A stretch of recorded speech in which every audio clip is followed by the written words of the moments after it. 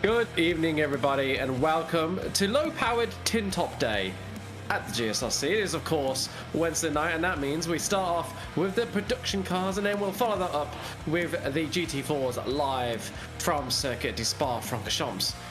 We're starting tonight in Mugello, and tonight the production cars we'll be racing are the Porsche Cup, so by far the highest powered and possibly the most difficult to control out of all the cars we've run in this series. The only other car that would threaten that standing is the Mustang, because they are also fairly difficult to control.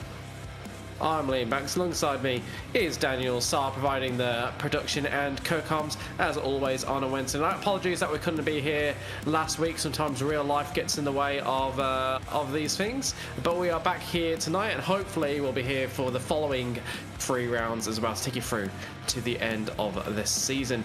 It is an incredibly high track temperature here right now, 53 degrees, which means a lot of these drivers are going to have less grip than they would have had when they were practicing, so watch for that to catch some of these guys out, particularly given the Porsche Cup 992 is a very easy car to light up the rear tyres in the best of times. We're going to see some oversteer on throttle tonight.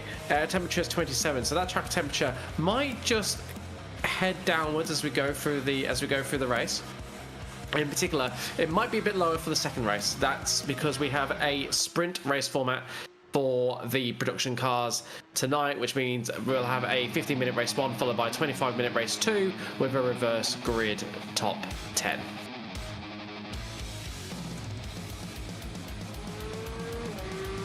I'm going to show you the very end of qualifying, 9 minutes 40 seconds in, so just a few moments left for some drivers to try and launch their way up to the top of the standings and interrupt what is an all Whitaker front row.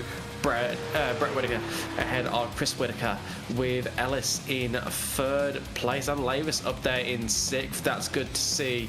And a couple of the regulars for the production cars seem to be missing from that grid, which is very interesting.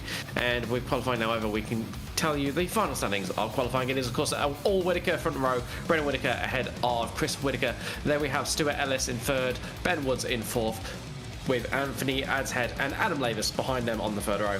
The 4th row is Chuck Fung Wong with Guy Leach alongside him. Then it'll be Lucky Beresford and David Christensen. On row 6 we have Barker and Hooper, followed by Bradbury and Schultz on row 7. In 15th is Stark, and he's got Heaney alongside him in 16th. Then in 17th is Tegel, 18th is Butler, and Visser and King make up the 10th row of the grid. Then right at the back we've got Koch, Zamora, Neil, Tierman, Latta, Kamo and Kurt Nominson.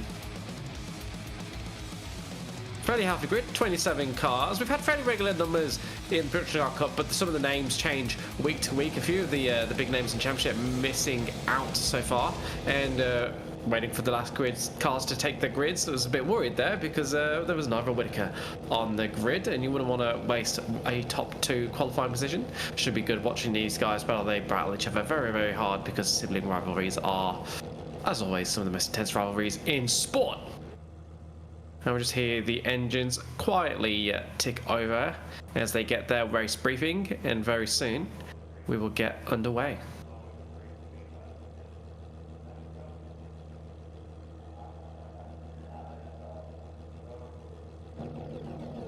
drivers at this point will be doing different things in their head. Some will be listening intently, some will be trying to calm themselves down and make sure that they stay cool for the opening lap and make good decisions. Others will be geeing themselves up because they know they can be too passive, so some will be trying to get into an aggressive mindset to start off the race. And we have the graphic for the lights, which means we're about to go racing. 2, 3, 4, 5 lights on. And they scream away. A little bit of wheel spin from third, but otherwise the whole field getting a very, very even start. So I don't expect too many positions to be getting lost, particularly in the top 5 or so. It looks like Chris Whitaker's coming under a bit of pressure from Stuart Ellis. And neither looks like they're going to be able to make a move on Brendan. He gets his ideal line into the first corner, and Stuart Ellis going up the inside of Whitaker. He's going to get that move done. There is a left-hander coming up, so Whitaker will have the inside for that. Can Ellis get fully alongside? No, Whitaker runs him a little bit out of room, leaves just enough space for them to continue going side by side into the third corner, with Ad's Head and Woods also going side by side behind them. Then it's Guy Leach's biggest mover in the top 10. He's up 2 spots already. Lowe's just lost 1 spot. Chuck from Wong, evidently they're going side by side because their names are switching every millisecond on my timing screen. As the cars finally shuffle into something approaching similar order as they get to corner 6 and 7. Ben Woods under a bit of pressure from Anthony Anshead. Neither of these drivers have moved from their starting positions. Oh, there's a big lunge there from Stuart Ellis trying to get alongside Chris Whitaker, not able to pull it off though. Ellis looking very aggressive in the opening stages of this race. Certainly wants to break up that all Whitaker 1-2 if he can, but he's got to be careful because Ben Woods is closer to him than he has been at any other point in the opening lap. I think that failed move on Chris Whitaker has put him under a little bit of pressure from behind as he had to get out of it and lose momentum through that corner.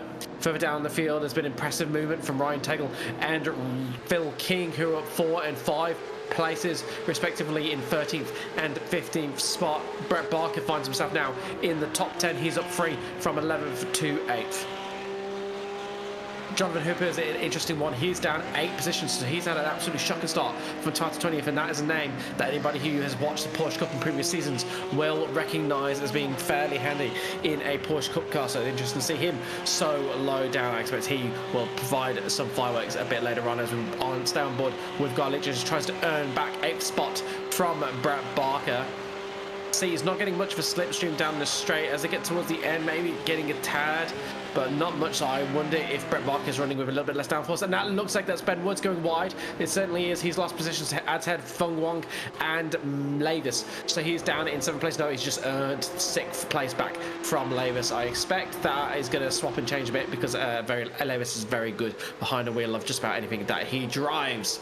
At the front, nothing has changed. Whitaker ahead of Ellis, and it is Brendan who has 1.5 second lead as we watch Brett Barker going deep and Ben Woods going deep again. So I think Ben Woods really struggling on the brakes. That's 2 corners in about 4 that he has gone off deep, and will have to rejoin.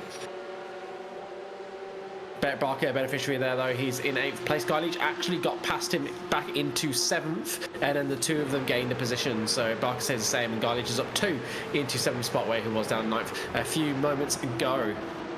Chuck from Wong having a strong start as well. He's in 5th spot, up 2 spots from 7th position where he started and putting pressure on Ad's Head, and he's got a little bit of a gap now actually to Lavis behind him, 1.5 seconds, which is relatively comfortable in a Porsche Cup car as we watch what's happened to Wayne Visser a bit further down the field. Yeah, got onto the curb on corner entry. That seems to have unsettled the car. The back end not living with the amount of steering input they wanted to put in, and just heading for a bit of spin. We're going to see that, call that out. When we're looking at the conditions, we're going to see that a lot because this track is absolutely baking hot here today. So there's going to be relatively low grip compared to what some of these drivers may be used to when they were practicing. A bit further down the field, Ryan Tegel has continued his impressive movement up. He's now up 7 spots into the top 10 in 10th position. Phil King also now up 6 spots. He's in 14th. And Kurt Nommensen has made good headway after starting last in this race in 27th spot. He's now in 19th and up 8 spots from where he started. So Nommensen having a really strong start to this race. Of course, all of these drivers, they're not just fighting for the ultimate position in this pace. They are fighting for their starting position next race. And in particular, anyone that can get to the top 10 will get an extra benefit in the next race. So that 10th position is one to watch, and it is being really tightly fought between Christensen, Tegel and Schultz right now as we watch the battle for the podium spots. Whitaker, and LS's Brett Barker falls down the field once again, so he's really continuing to struggle in that Porsche Cup. And let's have a look exactly what's happened with Daniel being very, very quick to catch up on the commentary there and take us to vision of what we want to see, and that is Brett Barker going for another spin. Certainly a struggle for him. It's really, I cannot overstate, if you've never driven these cars, how difficult these cars are to drive consistently. You have to be very aggressive on the brakes to get rotation, and if you get rotation a bit later in the corner than you're expecting, it can be very, very easy to light the tires, or you just get a little bit greedy on the throttle. You can see the exit, you're not quite straight, you try and put on a bit too much throttle, particularly given we're in the Production Cup, and a lot of these cars, drivers will be more familiar with driving lower power cars where you don't have to worry so much about throttle and you can get to full throttle very quickly, or even just slam the throttle on. Do that in these cars and you will go for a spin. So I'm not surprised to see a few drivers struggling early doors as Chris Whitaker bangs in the fastest lap of the race of 152.7 last time round. He's brought that gap down to under a second now between him and Brendan. You can see that visibly on your screens. He looks about as close to Brendan as Stuart Ellis is behind him, turning this, what threatened to be Brendan driving away in this first race, into a very real three-way battle for the victory, with the three of them gapping Anthony Adshead in fourth spot, who is 1.7 seconds behind, and Chuck Van Wong doing a relatively decent job of staying with Adshead within 2 seconds of him. Bit deep there for Stuart Ellis. That cost him a little bit of time. Be interested to see the line that they take through some of these corners. Some corners you can definitely get a lot of time if you do cut them aggressively, but you've got some pretty nasty sausage curbs there, so I don't know if anyone's going to be brave enough to challenge them at this point. But if it starts getting really dicey towards the end and they start feeling like they need a bit of extra lap time, you might see them start to brave those curbs as things get more aggressive. We're watching Woods. He's 7 spots down from where he started after we saw him going off track a couple of times, so he should have more pace than the cars ahead of him, those cars being Schultz, Taylor Christensen, and he's got plenty of reason to try and get aggressive with these cars because he knows a potential pole position for the feature race is on the offing if he can get just one of these cars within the next 8 minutes of the race.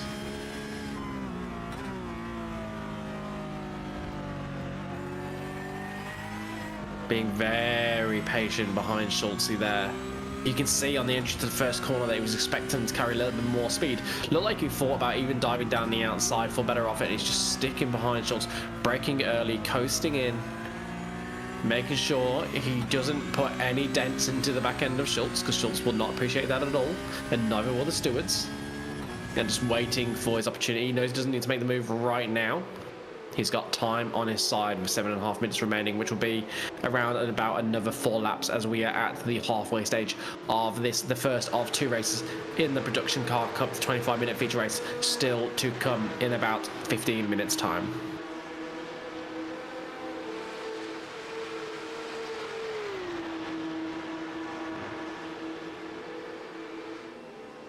Races really settled down after the start of that first lap. We saw lots of cars going 2 by 2 by 2. Seems everyone just feeling like they need to be a bit careful, really learn to tame these cars and not jeopardize their starting position for the feature race too much. Not seeing any drivers getting ultra aggressive. A lot of drivers seem happy to sit behind the car ahead, but there was a lot of cars running in very close proximity to each other, so it's not because we have a spaced out field, it's just everybody wanting to get through a few laps, and I'm sure we will see some aggression before the end of this one, and perhaps it's this man that will show us first. Adam Lavis in his distinctive Castrol liveried Porsche Cup car. He's got Chuck Fung Wong ahead of him. Chuck Van Wong, a driver that joined the GSRC about 3 seasons ago now, and very quickly became a name that we saw day in, day out, racing pretty much anything he can get his hands on and getting faster and faster in those cars. Really good to see him in the top 5 of this race. Generally is on the fringes of the top 10, so this would be a really strong result for Chuck Van Wong. And it looks like Guy Leach is mounting an attack, and Adam Lavis is on the outside. Couldn't quite see it from the camera angle, but we can see it from this one as Adam Lavis just holds on the inside. Leaves plenty of room for Guy on the outside. on the exit of the corner, but Galish not able to take advantage to get himself the inside berth for the left-hander. It's going to be a big lunge there. No, he's going to sit behind Lavis and wait for another opportunity to present himself. Gets a better run through that corner though. If he can get good speed out of here, he'll have a really good opportunity at the right-hander at the end of the start-finish straight as they come onto the 6th lap of the race.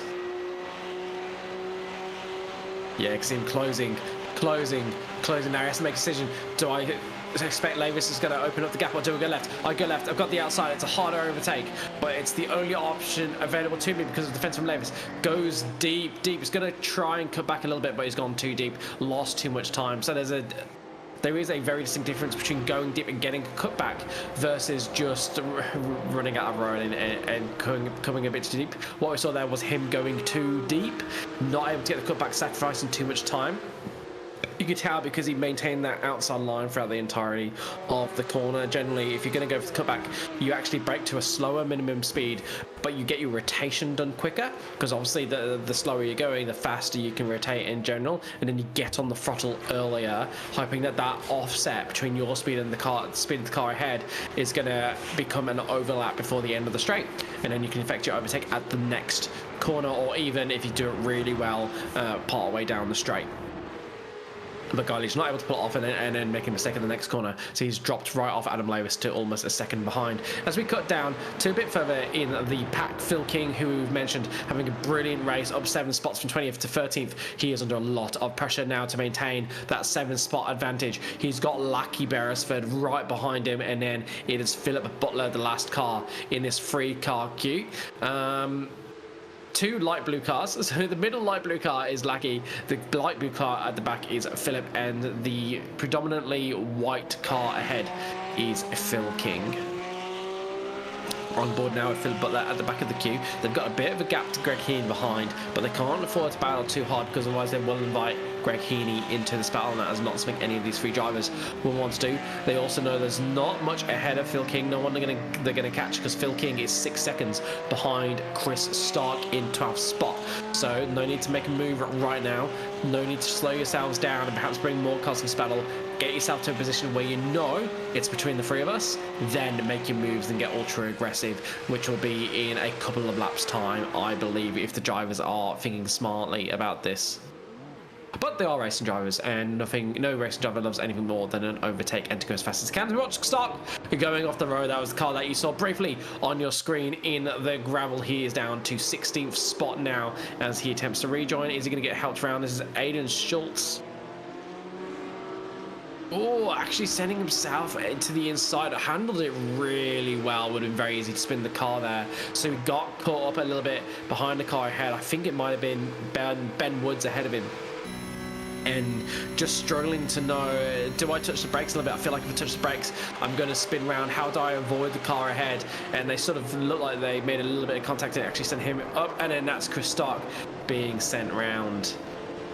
Yeah, definitely not by himself. Got a hefty shove there. I think the stewards will take a relatively dim view of that. It seemed to be a late manoeuvre, but we will see and wait for the stewards' decision on that one.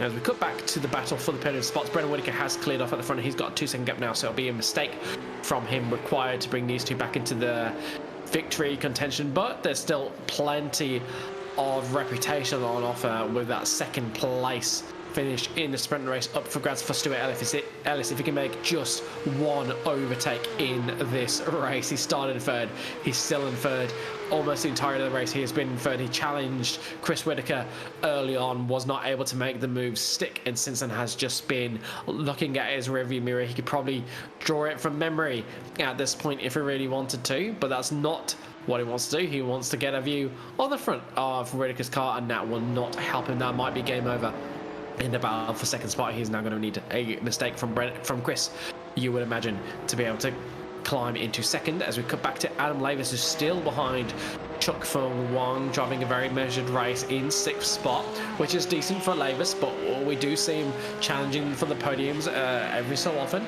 He's a solid top 10 driver in pretty much everything he races, but ideally he would love to get into the top 5, I am sure. And Chuck Fung Wong would love to stay there because he's also not a driver that challenges the top 5 that often. Top 10, absolutely. Top 5, less often for Chuck. So both of these having really good races. And Chuck Fung Wong, you can see driving really, really smoothly there. Doesn't look like the car, he's sliding the car much, keeping the back end well in check. And Adam Lavis, looking the more aggressive of the two, trying to find the pace. Fung Wong seems very comfortable in his skin right there based on the car behaviour. Do we know if this is the final lap, Daniel? Did we see a white flag? That is a good question. We'll switch over to Brendan Whitaker, and considering he's coming around the final corner now and they've just hit 15, I suspect there'll be a double lap. It'll be most likely... No. That is a white flag. That's a white flag, so... Oh, yes. No, it's a checkered flag. Here it is. Brendan Whitaker takes the victory in the sprint race. Chris Whitaker brings it home in second with Stuart Ellis in third. I don't think that was in doubt at any point in this race. Anthony Atted takes a very strong 4th place, 5 seconds back, with Fong Wong holding off Adam Lavis for 5th place. Then it's Guy Leach in 7th, Christensen in 8th, Ben Woods in 9th, recovering into the top 10. Aiden Schultz takes pole position for the feature race with a 10th spot after getting ahead of Ryan Tagle. He finishes in 11th spot, 7 seconds off the back of the top 10. Then behind him, very closely together, are Phil King, Lucky Beresford, Philip Butler, and Greg Heaney did manage to get into the battle, but not able to get past anyone at the end of the race. Then it's Chris Stark after a late collision, saw him drop to 16th. Eduardo Zamora in 17th, Christian Koch in 18th, Kurt Normanson in 19th, up 8 spots, biggest mover in the field. Then it's Jason Tierman, Brett Barker, Michael Ladder, Kevin A. O'Neill, Wayne Visser, and Brett Bradbury, who is running strongly in the top 10, but was struggling with the car in the early stages. I wonder what happened to Ryan Tagle, because he was well clear of Phil King. So I think he must have had some late drama that I must have missed. Do you remember what happened, Daniel? Do we see that? No. Don't believe we did. I'm not sure exactly what happened. And unfortunately, as we switch sessions, we can't get that vision. That is okay, because we have more important vision here, which is the official standings, not one I was reading off SDK, and the points earned. So both Whitakers lock out the front row, with Ellis in 3rd place, Atted in 4th, Wong in 5th, Maverick Lavis in 6th, Leach in 7th, Christensen in 8th, Woods in 9th, and Aiden Schultz in 10th and pole position for race 2.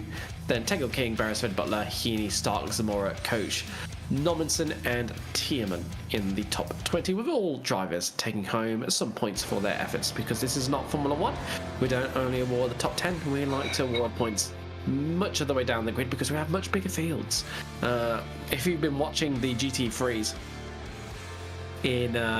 on a Monday night, we're getting some absolutely cracking fields. Sometimes between the two splits we've had almost 100 drivers.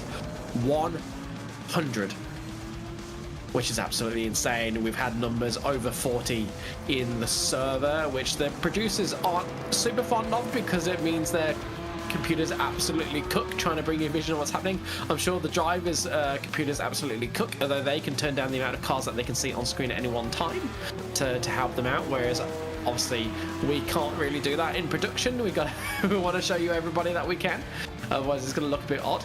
So yeah, it's really good to see the club going very strongly in terms of participation throughout pretty much every series. I think is getting pretty decent numbers, but certainly the Monday night racing is taking the cake at the moment. I think that's going to become 3 splits in the future if those numbers are sustained.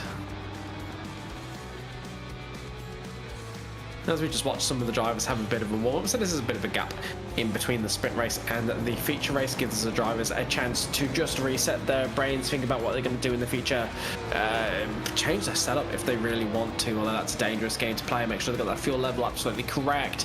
And it is a really valuable time for the drivers, so some drivers will just stay in the pit lane.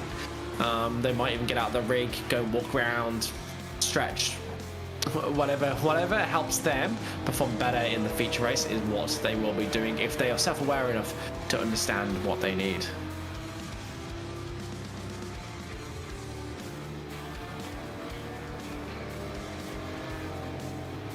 So that feature race, as we've said multiple times, will of course be 25 minutes longer than this race. They will require a pit stop, usually they will require a pit stop. Sometimes a driver will be able to make it to the end of the race if they are very kind on the fuel loads, and if the team running, I say the team, the individual running the series hasn't quite got the fuel levels correct, sometimes we will see someone able to make it without a pit stop, but a pit stop is normal. And here we're seeing the actual grid for the feature race confirmed for you. So Schultz will start on pole position with Woods alongside him on the front row. Then Christensen and Leach will be the second row. Lavis and Wong in 5th and 6th respectively. Then in 7th we have Ad's Head. 8th is Ellis. 9th and 10th are the two Whitakers sharing row 5. Sharing row 6 is Tegel and King. On row 7 is Beresford and Butler. Then in 15th and 16th are Heaney and Stock. Row 9 is Samora and Coach with Normanson and Tierman making up the top 20. In 21st, we have Barker. Watch for him to come through the field. Then Latta alongside him. Then it's Kevin A. O'Neill. Wayne Visser, he'll be coming through the field as well after a spin put him to the back of the grid. Back of the results for race 1. Then it is Brett Bradbury and Jonathan Hooper in 26th. Then Bobby Kimo in 27th. And we wait to see whether Hooper and Kimo will take the field. I do not believe they have. So it'll be a 25-car race with Aidan Schultz and Woods on the front row. Watch for the start. Absolutely brilliant launch from Woods. Catapults himself into the lead. Spin right at the back early on. I believe that's Bobby Camo. Brett Bradbury involved. That would be the pink car. A couple of others. And another spin. Further down. Absolute chaos on the stop finish straight. This is the straight. This is the easy bit, guys. You shouldn't be colliding here. As we watch Schultz go for what looked to be a very aggressive move down the inside of Whitaker. So Schultz has gone from first to 6th. He'll be absolutely fuming underneath that helmet. Ben Woods in the lead. Guy Leach in second. Chunk from Wong catapults himself into third. Brendan Whitaker, the biggest mover. He's in 5th spot. You can recognise his livery if you're watching for most of the first race, because we were looking at him for a good part of the first race. Ellis is in 7th. As head in 8th. Looks like one of the Whitakers hasn't had a very good start at all. Chris Whitaker down 24th, so he's been caught up in that start shenanigans. So we're going to have to get a good view of that once this race settles down. Aidan Schultz now looking to defend from Stuart Ellis. We know Stuart Ellis has got a lot of pace as he was running a strong third for the entirety of race 1. And he will want to get past Schultz quickly because he can see Brendan Whitaker ahead of him, and he knows Whitaker is the guy that he really needs to beat. Gets alongside, and that's move done. 2/3 of the way around lap 1, he finds himself in 6th spot. Big winners in that chaos are Brendan Whitaker, Chris Stark, Brett Barker, and Brett Bradbury. Brett Barker, the biggest winner though, he's up 9 spots from 21st to 12th.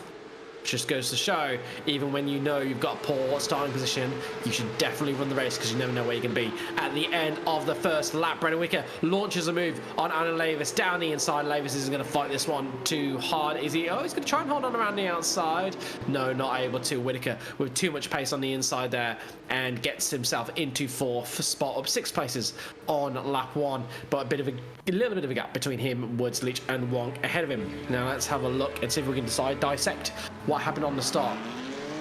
Andy Had's Head gets a reasonable launch. A really shallow launch from that Bailey Ladders car, and that upsets a bunch of the cars behind him, and looks like that's how Chris Whitaker found himself in trouble.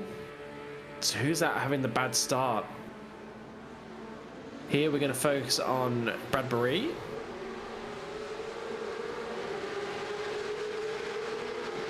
Some cars going on the grass very early on, before there was even any real reason to. That's playing with fire. So it looked like a mixture of a few slow starters in various positions on the grid. So David Christensen absolutely lighting his rear tyres, overheating them, then he has no grip, tries to go for a second bite and just spins the car completely, and the cars behind him completely wrong-footed. It looks like there's another car towards the back doing the same thing, and that's launched. But so basically there's 2 separate incidents. There's the incident instigated by Christensen, which took out some of the cars a bit further up the field, and another collision further back, and this is Chris Whitaker trying to get back, and that's him pulling off to retire. Oh, that front road is damaged. Yeah, that It certainly is. Oh, no, the Oh, rejoin. no. That'd be Chris Stark looking at that livery. Yeah, that front right is absolutely broken. No, it can't be Stark. Stark's up at 9th. Maybe might have been Visser. Might have been Wayne Visser getting taken out there. Hard to know what to do when you got a damaged car like that. Your instinct to spring around to the pits can be difficult for something like that not to happen. Unsafe rejoin for sure. Certainly Chris Whitaker's fault, but certainly mitigating the circumstances with that damage as we watch Chris Whitaker rejoin the race and going slightly out of the pits to try and stay well out of this battle as Brendan Whitaker launches up the inside and took from Wong to catapult himself into second spots. That's another 3 positions for him since we last saw him. He's been second to Ellis, not quite able to go with him. You can just see him at the back of your shot. He's in 5th place right now. Feng Wong looking quite aggressive behind, looking like he might fancy that second position back, but I think he's got his work cut out for him if he wants to overtake Brendan. Yeah, pushing a little bit hard there, not the silky smooth Feng Wong that we saw at the end of race 1, getting the back end all out of shape, but manages to collect it. Really nice driving there, not to turn out into a big accident. Lavis finds himself in 4th, starting 5th. He is in 4th place of absolute consistency from Adam Lavis. He is relentless. Then we got Stuart Ellis behind him. He should be the most aggressive of this bunch. You see Adam Lavis throwing a defensive shape there, going to the inside and doing it nice and early to telegraph to Ellis that he will be defending, and if Ellis is going to attack, he needs to really compromise his line in, and Ellis doesn't want to do that at all, so he'll wait for another opportunity to present itself. Pies goes a bit deeper there, trying the accelerator a little bit earlier, but you can see the back end didn't like that. He had to walk the car out and wouldn't have got the traction that he wanted to try and pull that move off. So instead of coming out of that series of corners with more speed, comes out with even speed, goes for a little late dive. Really ill-judged maneuver there. Gets to the side of Adam Lavis. Thankfully, Lavis able to continue. I thought for sure he would be off track there. I wonder if he will redress that and give that position back to Lavis. No, yes, does do that. I think it is a redress down the start finish straight. Because I don't think Lavis would have got a better run out of that naturally. So I think Ellis has just failed and feathered out the throttle and put himself back behind Lavis to try and ward off any thoughts that race control might have had about giving him a punishment for that one. What this has done is brought Adshead and Schultz a little bit closer to the action. Well, I say Adshead and Schultz, not Schultz. That's actually Chris Whitaker a lap down. As we cut to Chris Starkey. Starkey's up 6 positions. I believe he's just lost a position to Guy Leach, because I definitely remember him being up 7 a little bit earlier on. Guy Leach having a really strong round, actually. Deep inside the top 10 in race 1. Yeah, and still inside the top 10. Race 2 starting 4th down to 9th. Won't be happy with that. But some of those guys that are ahead of him are guys he would have been expecting to be overtaken by. So I think he'll be pretty happy if he can hang on to the top 10. And to do so, he's going to need to keep the likes of Chris Stock and Phil King behind him. King, the biggest mover in race 1. So we damn well know he can affect an overtake around this track.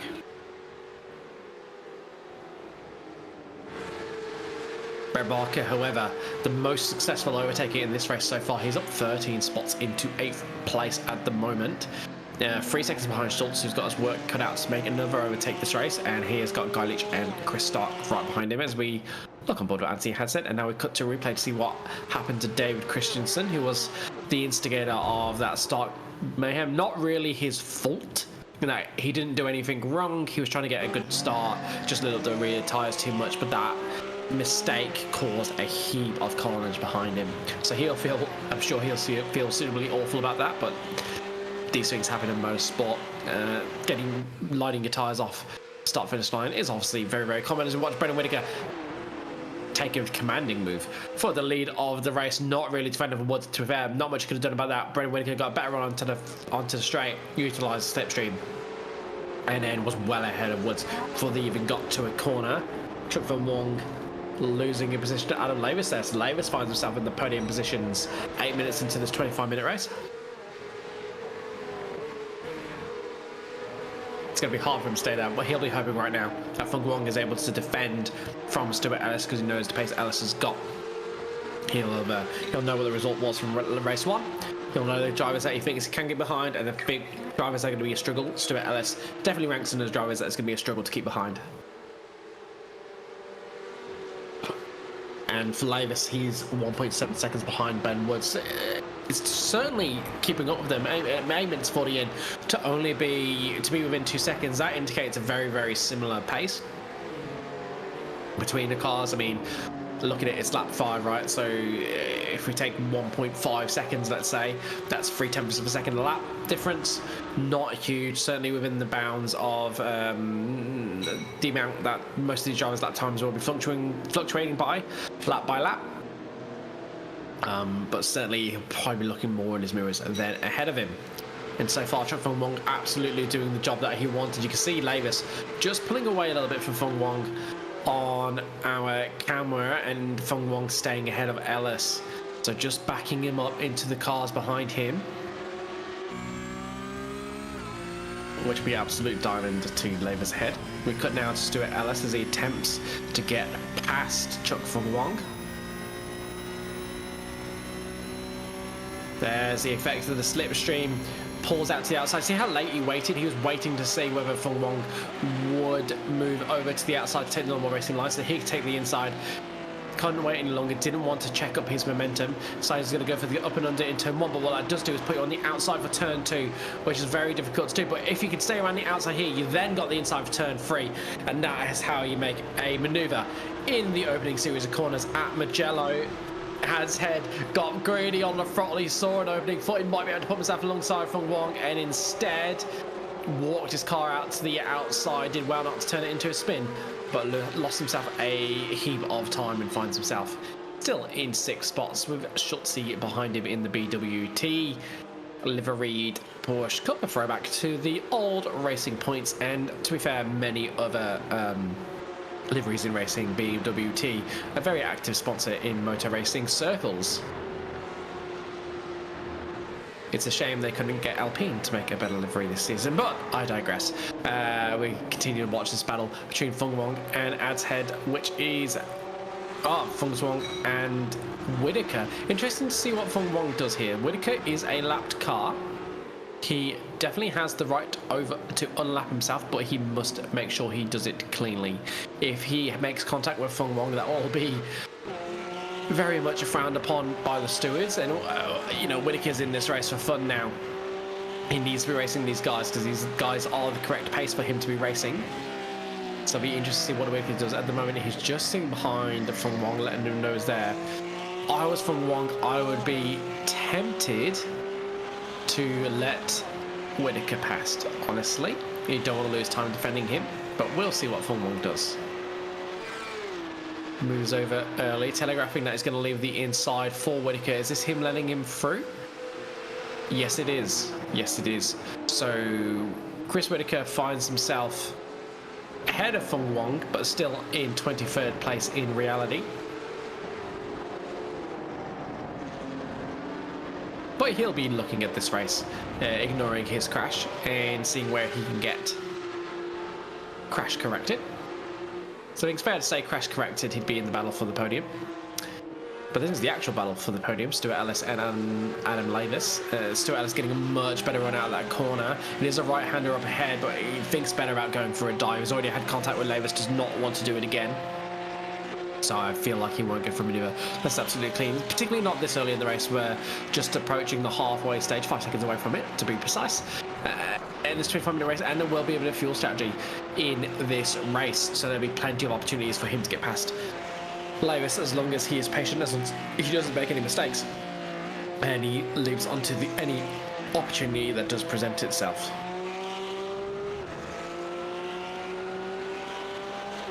Just looking through the rest of the order, biggest mover is still Brett Barker. He's in 9th place, now up 12 spots from 21st to 9th. Other big movers are Chris Stark, who's up 6th from 16th to 10th place, and then Brett Badry, who is up from 25th to 9th. That is largely thanks to retirements. Retirements from this race include, I say retirements, retirements or people that have made a stop and have effectively put themselves out of the real running for the race. Brian Tegel, Lucky Beresford, Philip Butler, Chris Whitaker, Wayne Visser and David Christensen. A bunch of those cars are on track. Not all of them have left the server, but of course they would not be able to make any real progress. We're back the cars ahead. One car that's not quite too far is Ryan Tegel is only 2 seconds behind the car ahead, but he was well and truly in the top 10 and now finds himself battling for the likes of 20th spot.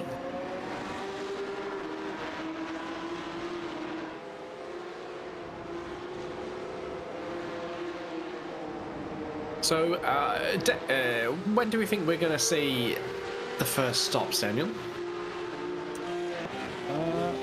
If you were betting on that one, if I have a look at where pit laps are thus far, I'm pretty sure everyone that has pit has done so. And because of damage, it looks like Michael Ladder came in at lap 7. That's probably one to go to the end. Based on, in terms of time, most likely in the next 2, I would assume. I'm not sure exactly when or who is going to be the first to pull that trigger. Brendan Whitaker's got a 3-second lead out in front of Ben Woods there. Adam Lavis is 2.5 seconds behind him. The only real battle right now is the one that's on your screen, which is between Lavis and Ellis, and there's also one with Adshead and Schultz. Schultz managing to overtake him there for P6. But yeah, I'd probably assume lap 9, lap 10 is when they'll come in to fill up and go to the end. I don't think we can do this on a 1. Yeah, time will tell, I guess. We just hit the 50-minute mark, so we are now 10 minutes to the end. And yeah, I'd expect either this lap or the next, we'll see a car come in. For me, Adam Lavis is the one to watch to figure out whether we're going to see a no-stop or not. If Lavis pulls into the pits, I think we're pretty confident we're going to have a one-stop race all around. Just because he's usually very on the ball with strategy. And I've seen him pull off zero-stop races before. And he generally only does it when it is the better strategy. We have seen the occasional race where it is doable and zero-stop and Lavis doesn't do it.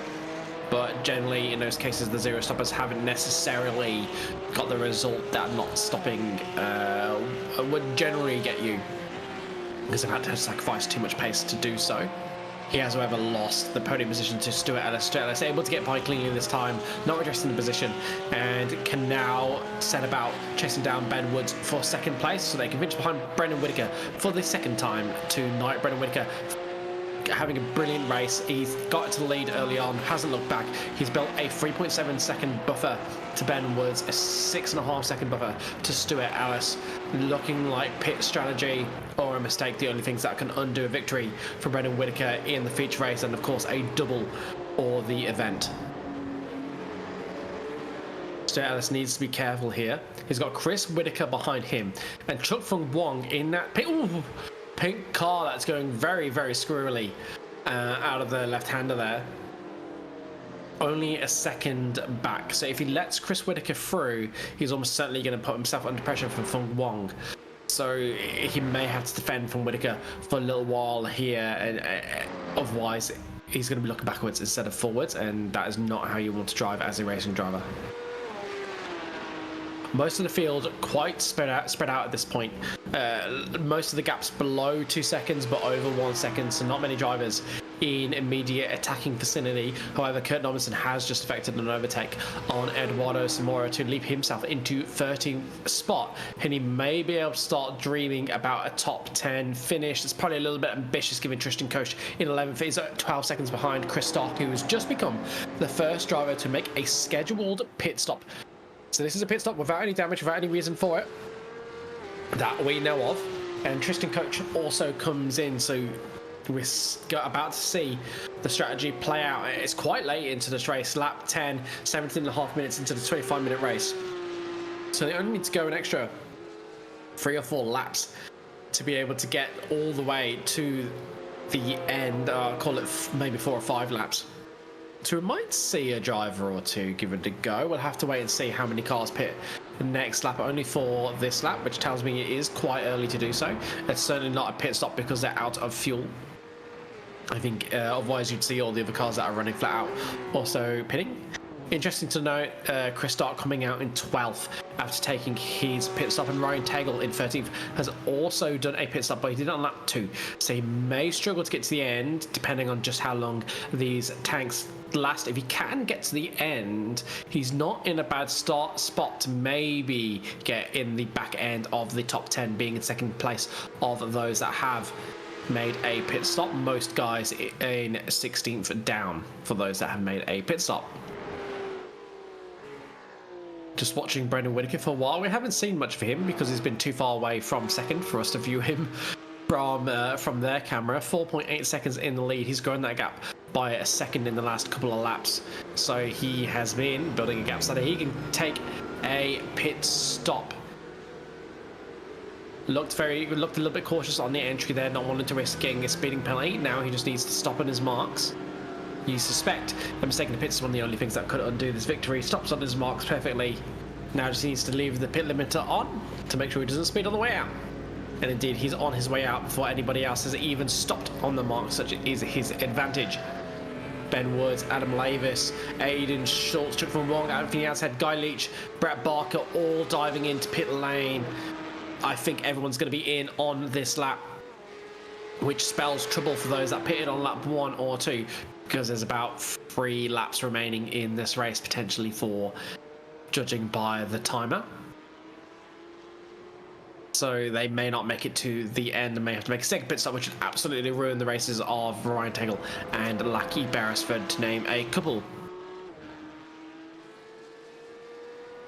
So as they come out of pit lane, Woods is ahead of Ellis, then it is Lavis, then Adshead, then Schultz and Barker. So Barker's made a couple of positions in that pit stop cycle. Then it's Chris Stark and Ryan Tagle. They find themselves in 8th and 9th spot after those guys ahead of him have pitted, and Bradbury finds himself in 10th spot, up 15 spots. Tremendous drive from Bradbury, but he's got a train of cars behind him. Samora, Beresford, Nomerson, Koch, the 4 of them within 2 seconds of Bradbury. So 10th could very quickly become 14th, 15th, even 16th spot if he makes even one small mistake. So the pressure piling up on Bradbury. Samora looking the first cab on the rank to take advantage and get into that top 10 if Bradbury is to make a mistake. Yes, Ben. Yes, Ben. So this is Production Car Cup. They have 5 cars that they run throughout the season, and they run each car twice. Sadly, this is the second Porsche Cup round, so there won't be another Porsche Cup round this season. So you've missed the boat on that one, Ben, but it would have been lovely to see you on track, and very nice to see you enjoying the stream. Given that rain is being enabled for these Porsche Cup cars, I'm sure we will see them returning in official capacity as their own series on the GSRC in the near future, because we do like a good rain-enabled vehicle. In that pit cycle, Brendan Whitaker able to increase his lead over Ben Woods to 7.5 seconds, and with only 3.5 minutes of this race remaining, looking like there's going to be no change at the front. But Stuart Ellis only 1.8 behind Ben Woods, and he's got Lavis within a second of him. So Woods, Ellis and Lavis all live options for the final 2 spots on the podium, with one of them set to miss out at the end of this one. They've got a healthy gap of 5 seconds to Anthony Adshead, so I do not suspect Adshead will be able to make himself known in that battle, as we watch Schultz trying to get a move done on Adshead. Pulls to the outside of a brave move. He doesn't sweep across. He did just about have a car's length on Adshead at corner entry, but leaves Adshead plenty of space, knowing it was a chicane, and has the inside for the second part of the chicane and then the corner after it. And he is now ahead, so that's Schultz up into 5th space, and Adshead relegated to 6th. Oh, that's close. Adshead looking very aggressive here, wanting to get position back, so they don't have to worry about costing each other time. They got 3 seconds to Barker behind them, so they can go as aggressive as they like in this battle to finish in the top 5. Yes, Zamora able to make a move on Bradbury to get himself into the top 10, so Bradbury not able to hold on there after a brilliant strategy, putting 15 spots up, still 14 spots up, which is very, very impressive, and 2.1 seconds ahead of Lackey, but just losing out to Zamora. Brett Barker also fits 14 spots from 21st to 7th, but 3 seconds behind Ad's Head. But that gap is closing fairly quickly. So if these two do start to fight, they may invite Barker to have a sniff on the last lap.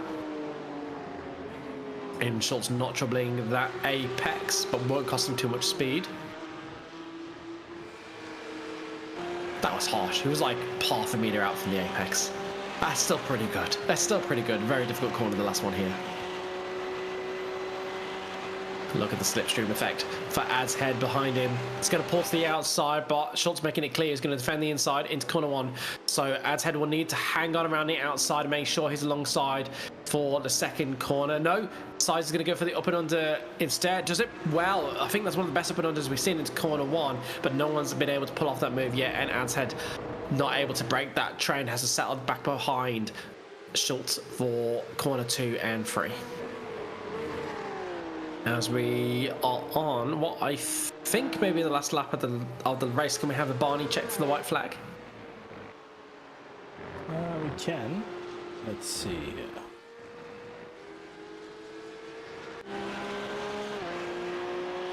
On board of Phil Butler as he crosses the start-finish straight.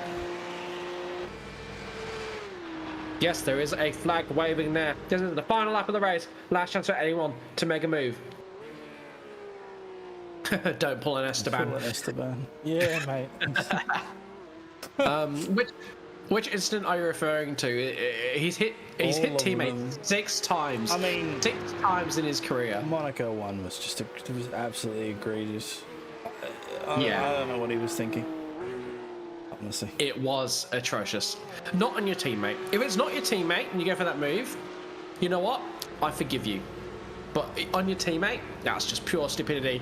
As we watch Brendan Whitaker, he's been nothing but stupid. He's been brilliant all round, makes it a double, takes a victory in the feature race. We'll wait a while now for Ben Woods to cross the line. He's waving, he's happy with his performance. Started second, finished second, so that's a 9th and 2nd place for him in this round. Stuart Ellis makes it a double podium, 3rd and 3rd, with Adam Lavis finishing 4th spot. Then Schultz down 4 spots from where he started to finish at 5th. He'll be happy with that because that's still a better position than where he finished race 1. Anthony Adhead is in 6th, close finish there between Tegel and Chris Clark.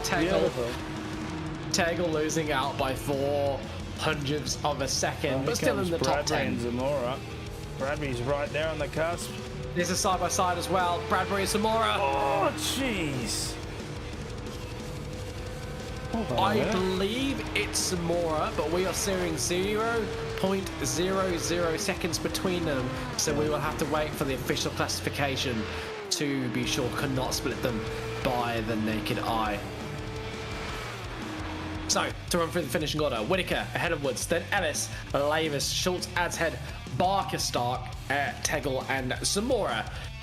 Taking 10th spot, we believe, from Bradbury at this stage. Then Kurt Nommensen up 7 places into 12th spot. Lucky Beresford in 13th. Phil King in 14th, not able to repeat his heroics from race 1. Then Tristan Koch. Chuk Fung Wang ends up in 16th, so he's made a big mistake somewhere because he was in podium contention early in the race. Then Guy Leach in 17th, also making a mistake, down 13 spots. Jason Tierman, Michael Ladder, Phil Buller, and Greg Heaney at the back of the field, with Chris Whitaker finishing in 22nd spot. After an incident at the start of the race where he was unable to avoid the slow-moving and spinning David Christensen. It truly and there was is confirmation. 45.949. They have the exact same time. Give me a moment. I need to see if I can find this. So we're going to bring you that photo finish between Zamora and Bradbury, who finished within a thousandth of a second of each other. Is there a photo finish? There is one here. Let's have a look. So watch them approaching the line. Nice slow-mo there. Slow-mo enabled a little bit early. We'll wait for them to get to the start-finish line. There we go. Alright, so let's just go back. And they're back. And they're through. Turns out the slow-mo not slow-mo enough in the end for us to catch them. Yep. Oh, all right. Going back frame by frame. Yeah, I need to once we've done this, we'll bring you interviews with a few of the drivers for the race. We've got Chris Stark and Ryan Taylor as early entrants into the comments box with us. Schultz, Ben Woods, and Nommensen also joining us here for a bit of a chat. That's ridiculous. That's actually like. So technically, the finish line is the center line of the checkered line, and I mean, it's actually a dead heat. It's a legitimate dead heat. Wow. Okay. Good job. That's an advertisement for getting involved in the production car series if ever I've seen one. That is how close the racing is in the opening action on a Wednesday night. Stay tuned after the interviews because we still have the GT4 to come from Circuit du Spa-Francorchamps. But let's start the interviews with the protagonists of our race. We'll start with you, Chris Stark. Unfortunate in race 1, but happy with your finishing position in race 2? Oh yeah, much happier than race 1. I didn't realise that I hit Brett Bradbury because I was on the brake. I didn't actually think I hit him. I thought he spun on his own, but I looked at the replay and I just gave him the lightest of kisses under brakes. Here's what it is, going to be penalty. The second race, I thought me and Ryan finished close, but Edward and Brad, my God. Me and Brian had a 28.604 and a 6.40, but those two are dead banger. Yeah, any other night we would have been waxing lyrical about how close you and Stark were with only 400ths of a second between the two of you, but sadly you did it on the wrong night, mate. Yeah, that's amazing. It was good racing. Most of it was clean. I don't know what happened at the start. There was a lot of smoke, a lot of cars. I'm on the brake and I just weaved through and away we went. Start was absolute chaos. I highly recommend going back and watching the start. So what happened was David Christensen in 4th spot, I believe he started, just absolutely lit up the tyres at the start and went for a bit of a spin, and drivers behind just not quite quick enough to react and get out of his range. There were no yellow flags flying at all. No. So I'm not sure what was going on there. It's too slow, I think. I think it takes a little while for them to react, and by the time they reacted, you're already on the scene of the accident. Yeah, because they're all on my right-hand side, and I thought, they're just going to block the track. So I was on the brake, and then they all stopped. So I just managed to get through, and away we went. Yeah, and then you made 8 spots from your starting position. So a few of those obviously would have been in that starting melee, but definitely a couple of overtakes in there as well. Is that what you were aiming for, knowing that you were starting down in 16th? Was it top 10? Oh, yeah, I want to get up the front, but I didn't have the pace of those front-running guys. They know how to get this car around. Just turn the sound in. They know how to get the car around really well. But, yeah, I'm pretty happy with that. The battle with Ryan at the end was fun. We were laughing and carrying on in Discord. Yeah, that's good. That's good to hear. You guys teammates? Ryan thinking? Yep, that's why our cars are the same, the Permoville brand. Locked up Sim Sports, powered by Permoville. Yeah, do you find yourself sharing the track very often? How do you mean? Do you find yourself a pretty similar pace in whenever you're racing together? What we're in. Sometimes Ryan's quicker than me, sometimes I'm quicker than him, but young Jaden Green, he's faster than all of us put together. Biss is up there with us in the supercars. He's pretty quick in the Super 2. Yeah, and what are you focusing on in your team at the moment? Any big events coming up, or focusing on any of the GSRC series in particular? Obviously, you've got a few of you in the production car cup.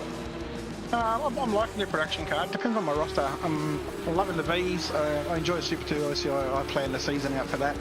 I'm also hooked up with Revolution e-racing, so they're planning a few things. If my roster works well, I can jump in and do a couple of endurance events with them. Oh, absolutely excellent. Were you able to do the 24-hour race that was on recently that Verstappen was able to win?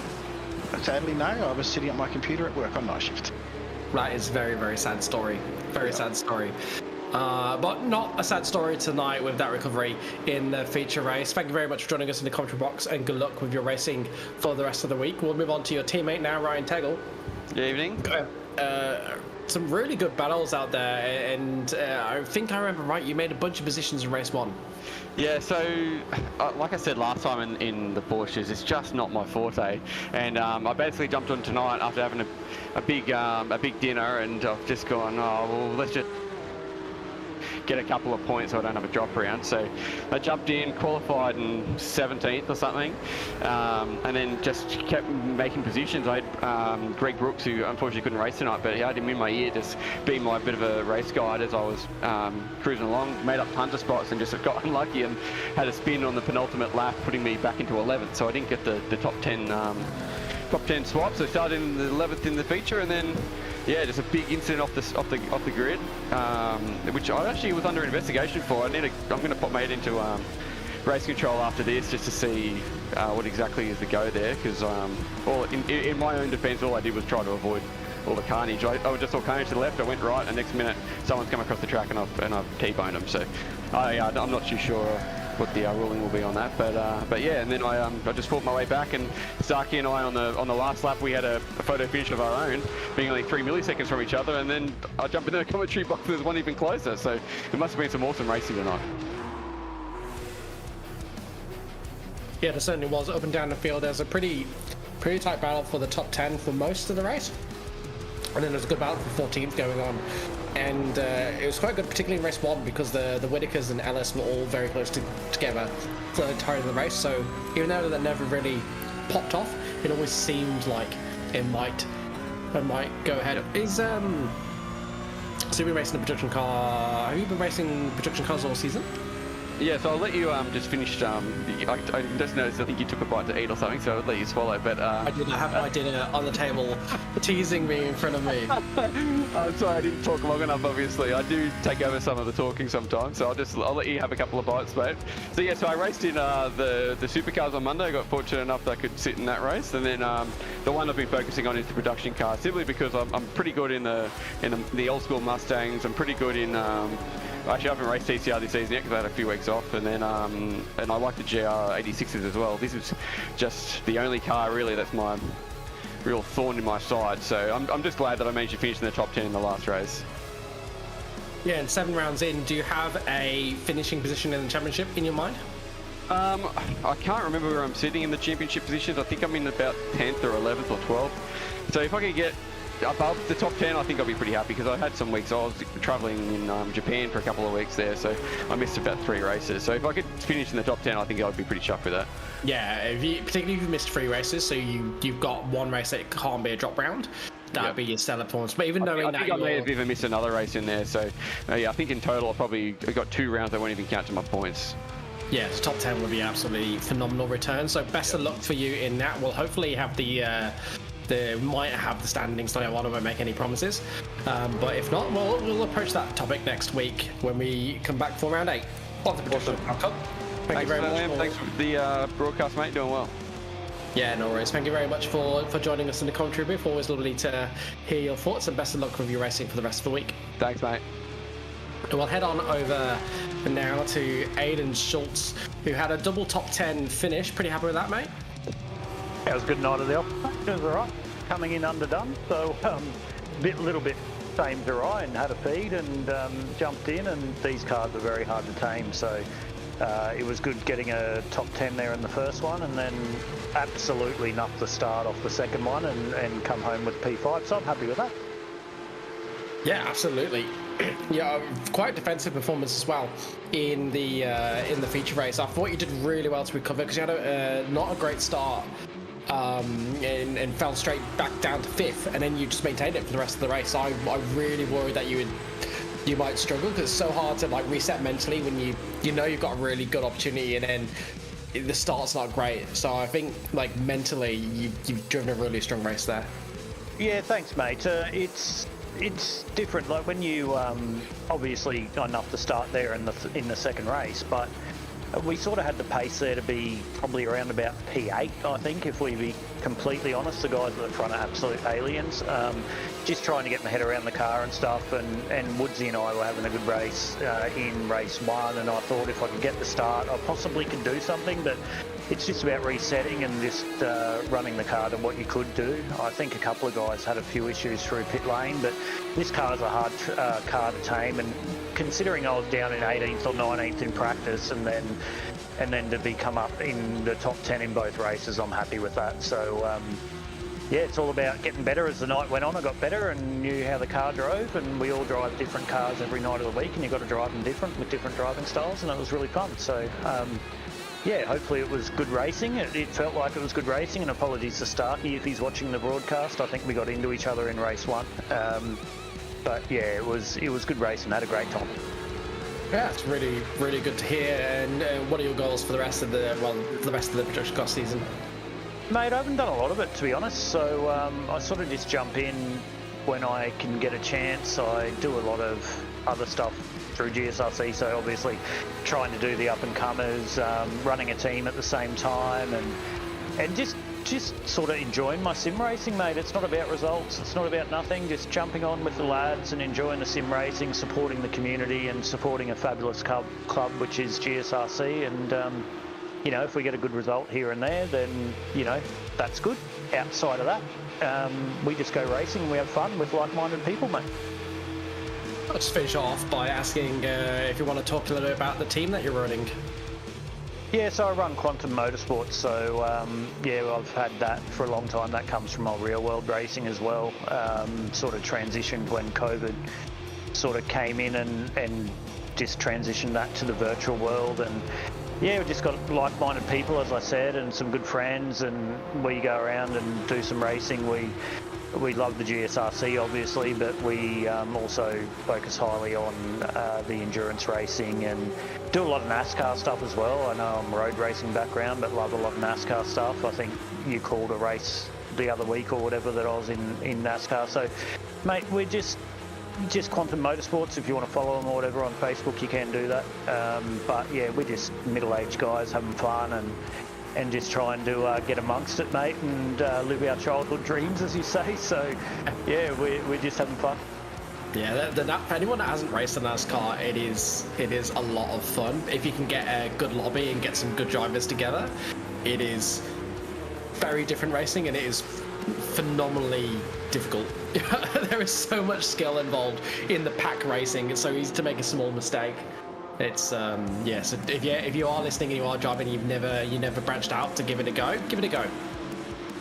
Yeah, mate. Definitely. I'd agree with that, mate. It is good, but road racing's where it's at for me. I really enjoyed tonight being able to learn the car as like this car's a really tricky car to drive, and it is. Woodsy and all the other boys will say that. And you know, when you come home from work at 6 o'clock at night and you jump in, you've got 40 minutes to get your head around it. It's a little bit different. So I found I was going quicker as the night went on. It's what the night could have been if I could have had some more laps, but you know, it was good racing, and it was just good to have a nice clean race and finish there somewhere. So it was good. Yeah, you had fun. That was the main thing. Had fun, decent result, can't ask for much more than that. And you brought up Woodsy in that, so we'll move over to Woodsy next. Thank you very much for joining us, Schultzy, and we'll talk to you again soon, probably before the end of the week even. Yeah, no worries, Banksy. Thanks for putting it on, guys, and have a lovely evening. Thank you. Yeah, you too. So we're going to head on over to Woodsy. Finished 9th in the sprint race, converted that into a lights to flag second position in the sprint in the feature race, which is a fantastic effort. Are you happy with the night's work? I think I could have done better in race 1. I qualified 4th, and then it's my first time back in the ring for about a month, and you don't realize how much you sort of like Simric fitness you lose in that time. I was getting foot cramps the whole first race, and I was locking up all over the place. But no, for a first race back, it was good going. How heavy are your pedals at the beginning of foot cramps? I've got the DRS pedals, and I've got the heaviest spring and highest tension in there. So yeah, it's yeah, they get heavy. Not overly heavy, certainly it's a proper stamp on the brakes. We need to get them full pressure. Yeah, just easy to push a bit too far. Oh yeah, for sure. I think that's the same with any brakes. It's one of the trickiest part of racing, particularly when you don't have anti-lock braking like you don't in these cars. I just want you to talk us through that feature race. Do you feel like you're under any particular pressure for second at any point? Not really. Me and Stuart were pretty evenly matched towards the end there. I made a few mistakes, I tried a bit of a fuel play early on, and I was sort of working it out with Digital Race Engineer to see if I could do a fuel strat, but Brendan's pace was just too much. And then it was just cruise to the finish because I knew second was a lock and first was no chance. In those early laps, did you get a read on where Brendan was finding pace over you? Not really. I was hoping when I let him by, because I thought I'm not going to fight for this. He's just going to get by me anyway. So I let him by, and I was like, I'll hang behind him, see if I can learn his lines a bit and stuff. And he was gone by the end of the laps. It's like, well, that's out the window. How annoying is that when you think, I'm going to do the smart thing, I'm going to sit behind, I'm going to learn how they go that quick, and then I'm going to go that quick, and then they just drive away from you. It's so disappointing. It is. All right, look, we're getting close to the next race, so I'll thank you very much for joining us, and wish you the best of luck with the rest of your racing. You'll join us in the commentary box again next week. Potentially, I'll be back for GT3s, but I only rocked up tonight for the Porsche Cup. So fingers crossed that comes back next season, but you won't see me in production cars again. But at least we'll see you in the GT3s. That's good enough for me. And we'll let Zach pick your brains on Monday. Thank you very much for joining us in Commentary Box, and best of luck with your GT3 race on Monday. Thanks, guys. And very quickly, we'll get a few words from Kurt Lomlinson, a regular in the commentary box after his races. Fair to say, I don't think the sprint quite went your way. You look like you were going well and then lost a few positions at the end, but the feature race, you were up 9 in the end? Yeah, the sprint was, that was all on me. The first heat race just locked up going into the last corner and went a bit wide. But I'm happy. I was getting a lot quicker the more I drove the car, adjusting the brake bias as I was going, getting used to things. So definitely a tricky car, and I'm happy to get a get 12th in the feature race. That was hard drive and had a good race at the end with Lockie, so can't complain too much. Yeah, I believe we spoke to you after the Porsche Cups ran the first time, and you said about how much you enjoyed them as a challenge. Have you found any other opportunities to get into them since then? I tried to do a couple officials, but just ran out of time to actually get into the race lobby. But yeah, I've done a little bit of practicing, so got a little bit better feel. Still a lot of learning to do in the Porsche Cup, but that's just something that I got to work on, and I enjoy the challenge of racing all the different cars and having to drive different styles. And evidently you've got enough comfort in it to make some maneuvers, because you were plenty of positions in the feature race. Yeah, definitely. I think it helped that some of the cars that I got past were in that first lap melee, and a couple others went off the track. But yeah, I made a couple actual passes, and that felt pretty good, and I felt pretty confident actually going up the inside of someone. So definitely improvement from the first round of Porsche. Yeah, excellent. Really good to hear that you feel like you're improving. You had a half-decent result in the feature race in particular, which is good to know. I know your target is top 10s. Didn't quite achieve that, but not too far off in a pretty big grid, so I think you can hold your head high for that, particularly the feature race performance. Yeah, definitely. I'm very happy with a 12th in a 27-car grid, and very close to top 10. I think if I had got past Lockie a little earlier, maybe I could have chased him down, but you know, that's racing. You get stuck behind someone, you just can't make the pass, and that's what it is. That is racing. Well, best of luck for the rest of your racing in the GSRC and in fact outside of it for the rest of the week, and hopefully we'll talk to you again soon. No worries. We're just going to very quickly thank our sponsors for helping us to put on this broadcast. They are going across the bottom of the screen now. So we have Waste Options, Sprayton Non-Alcoholic Cider, Orbic Australia, Lobesy Racing, and M-Wave Australia. And there's an affiliate link for M-Wave in the Discord, which you should use if you're going to purchase anything from there, and Flash Graphics. So they are the club sponsors. If you would like to become a club sponsor for the remainder of this season, or you're thinking about joining the club as a sponsor for next season, please do get in contact on the Discord with any of the members of our committee. We're now going to take a short break. We'll leave you with vision of the qualifying for the GT4s, but we're going to take a quick break for commentary, and we'll be back in about 5 minutes' time.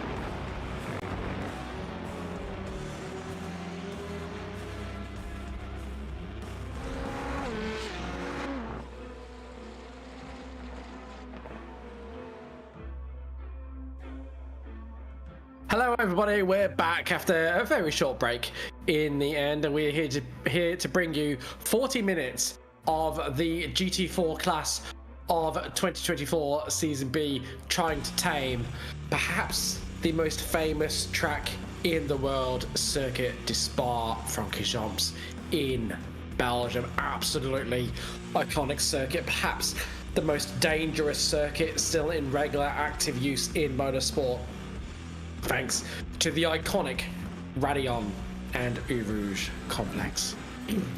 Going to be going around it in a slightly slower vehicles tonight than perhaps you're accustomed to seeing at this absolute mammoth track, GT4s. So the lap times are going to be about 2.5 minutes in length. So not going to be too many laps here tonight in the 40-minute race. They're only going to get through about 16 laps. But the jeopardy is there around every corner at this iconic circuit. Sam Muir leads the standings in the GT4 Championship, with Gary Cousins a healthy 35 points behind, and Luke Turner in third spot, a further 12 points further back. Then Adam Lavis is putting a heap of pressure and bringing down the neck of Luke Turner for that final podium spot in the championship in fourth place, with Paul Wood 51 points behind him, and then a gaggle of cars from Richard King down to David Christensen in 16th, all battling for spots in the top 10.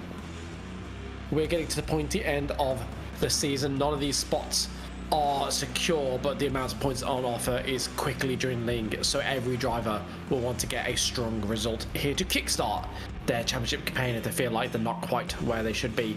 Track temperature is a nice and low 25 degrees Celsius. There should be plenty of grip out there for drivers tonight, and these are relatively easy to control, low powered vehicles. Don't expect to see too many large mistakes, too many drivers spinning like we saw in the Porsche car. Instead, expect to see absolutely mega wheel to wheel action as they tow each other down the long Kemmel straight. This is not a track where the cars are going to space themselves out a heap, because the slipstream is going to be worth, it's got to be worth at least half a second round here in these cars. So even if you're anywhere in the same postcode pace wise as the car ahead of you, you're going to be able to keep up and launch an attack. We're just seeing the end of qualifying now. Then the drivers will get their regular speech telling them not to be naughty, and then we will get into the actual racing, but not far away now, perhaps only 2 or 3 minutes away.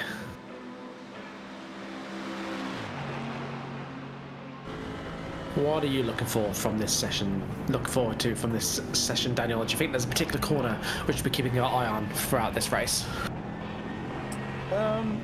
I'm not looking at anything specifically. I feel like it'll be a good race. Spa kind of never fails to deliver. It doesn't matter what you really race around here, just the natural layout of the circuit tends to lend itself to great racing. If there was a corner it's always going to be Eau Rouge. It's always going to be Eau Rouge and Raidillon, especially when you've got the start of a race, because you would think that you give most people the benefit of the doubt and that they take it easy up there, but then sometimes, I don't know, sometimes people just think you can go too wide through there, and you really can't. I mean, you might be able to, if everyone gave each other enough room, you could probably squeeze up the top there side by side, but it's just so risky. But I would be lying if I said I didn't enjoy it when people at least tried. So that will probably be one to look for, and the other one is actually going to be through here. So let's just set up this. I can't remember the official names for these corners, but as you set up these, those who actually get that previous section right will have a really good run all the way down towards Blanchimont, and Blanchimont's going to be key, because if you can follow another car very, very closely through there, it'll set you up perfectly for the bus stop chicane, and that's going to be one of those really desperate areas where people are going to try and make some overtakes under braking, and sometimes they get it right and it's amazing, and sometimes they get it horribly wrong, and we as the audience get to watch that all unfold. Yeah, there's just so many overtaking opportunities at this track. It is really hard to pick out one or two above the others. It really is going to depend on who is next to each other on track. And we're going to start with Malcolm alongside Muir on the front row. A brilliant pole position for Malcolm by 0.2 of a second. Then on the second row is Burhop and Merritt. That's a name we love to see in the GT4s. Then it's Cohen in 5th with Cousins in 6th. Gomez in 7th. Snadden with a strong result in 8th, then Agathos in 9th and King in 10th. On the 6th row we have Sharp alongside Oliver, behind them Takalu and Wood. Then on the 8th row we have Adams and Lavis with Weston and Hooper behind them, then De Bruyne and Christensen making up the top 20. Behind them is Bailey and Piper, then Jefferies and Chuck Fung Wong in 24th spot. Watch for him to come through the field. Zamora in 25th with Newens alongside him in 26th. Then Patton and Butler, Lamacchio and Colgan at the back of the top 30. Then, because they just love the GT4s, we keep going. McGrath in 31st, Bradbury in 32nd, he's going to make some moves. Heaney in 33rd, Koch in 34th, Lufway in 35th, Nomans in 36th, and Baker in 37th. And it really speaks to the quality in this field that there's some pretty big names that we're used to seeing much further up. As far down as in the 30s in this field should lead to an absolutely cracking race. A single race for you tonight in the GT4s, 40 minutes in length. There's going to be a pit stop. There's no way anyone's going to make it to the end. Generally, the fuel lasts about 25 minutes, which does leave about a 10-minute period in which we expect to see all of the stops. But I don't think we're going to see too many cars go far outside of that range. It is, of course, a rolling start, which is probably a good thing with the size of this field, but it does actually mean they're going to be approaching Eau Rouge even faster than they would do if it was a standing start, I imagine, which is interesting. Watch for a bit of chaos there, because I'm absolutely certain we're going to get it. But that's what we love the GT4s for. The racing is spectacular, they're easy to drive. It means that the drivers can make a little bit less difference in terms of lap time. Certainly the cream still rises to the top, but the top is a little bit closer to the rest of the pack. The difference is smaller, and that leads to better racing, plus nice long braking distances. Takes a while to accelerate, so you have much more opportunity to get alongside the other cars around you. As they round the final corner, the safety car has peeled off. Jordan Malcolm will lead them away, and we are green flag racing here at Spa-Francorchamps.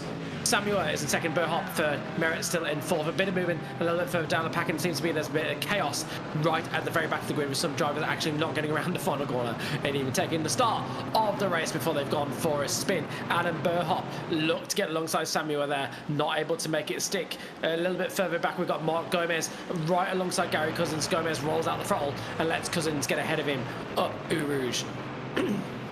The clever move there, not going too wide as we might have hoped for. Chaos. Oh! That's a crash and a half. He's still bouncing around everywhere.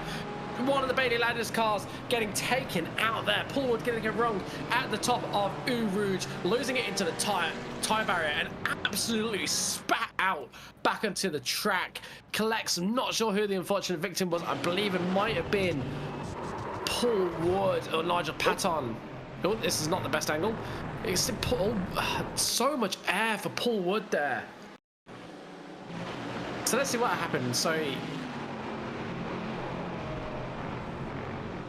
the speed at which he came back across that track. It's actually insane. So let's just. So that. Oh my god. And then more cars getting taken out, cars taking themselves out in avoidance. That's another car into the wall there. So it looks like to catch you up, it looks like we've lost Paul Wood, Jeff Adams, Daniel Piper, Chuck Fung Wong, Nigel Patton, and Bradbury. So a bunch of drivers in sort of 25th, 35th spot, all getting taken out in that melee, which whittles down the field a fair bit. But thankfully, it wasn't higher up, so we still got plenty of drivers close to each other as we start to get halfway around the first lap. Oh my god, jump back! And Agathos goes into the wall. The timing. So I don't know how much damage, if any, he got. Here we go. So as I switch the camera. Oh, yes, so lucky for him, it hit the rear of the car. Yeah, so that was that curve pull Frere, which is an absolutely critical corner because that determines the run you're going to get onto straight down to Blanchimont. Which is you're going to lose so much time. If you're even 4 or 5 Ks away from your maximum, coming out of that corner, it just costs you time all the way down that straight. So he's pushing it on cold tyres and just gets it a little bit wrong. So despite the chaos a bit further down, no movement in the top 5. The top 5 all running within 3/4 of a second of each other. In fact, everybody down to Dane standing in 8th spot is within a second of the car ahead. So nice big paddle pack at the front of this race as we get on to lap 2. Then there's a gap down to Dale Sharp. He leads a battle pack of 5 down to Adam Lavis in 13th. And then we have Tim Weston leading a battle pack of 3 from 14th to 16th, and then some bigger gaps behind them. Biggest beneficiary to that from that first lap chaos was Aidan Lufwait, who's up 15 spots from 35th to 20th, and I think he can start dreaming of a position towards the top 10 at the end of this race if he can show some decent pace. And we know Lufwait is a very handy driver, so do not count him out of any of those positions, particularly when we have another 36 minutes of this race to go. So just looking at the leaderboard, there are 7 cars in the pits right now. There are, certainly for those cars, and not going to make it to the end on fuel having pits so early.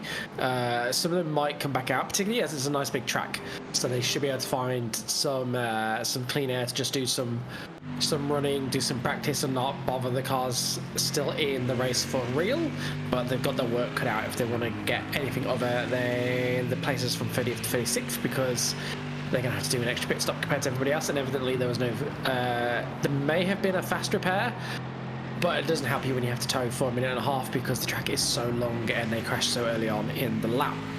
And as we watch on board with Adam Lavis, he's in 13th spot, so he's at the back of a battle pack that starts with Jermaine Takalou, who is in 10th spot. He's got Dave Oliver behind him, and then Jonathan Hooper, and then Adam Lavis. Hooper did show up briefly in the Production Car Cup, didn't have the start to the sprint race he wanted, and decided to bail and instead focus his attention on the GT4. So hoping for his sake that he has a much better run in this event. Adam Lavis ran strongly in the top 5 in both the sprint and the feature race in the Production Car Cup. Currently runs in 13th in the GT4, and he will hope for more than that come the end of this race. But his first obstacle to that is Jonathan Hooper, who's within half a second ahead of him, then Dave Oliver another half second on the field, and Jermaine Takalou half second further ahead of that as they cross the line to start lap 3. We now cut to Adam Burhop, who's in that final podium position. He is right on the back of Sam Muir,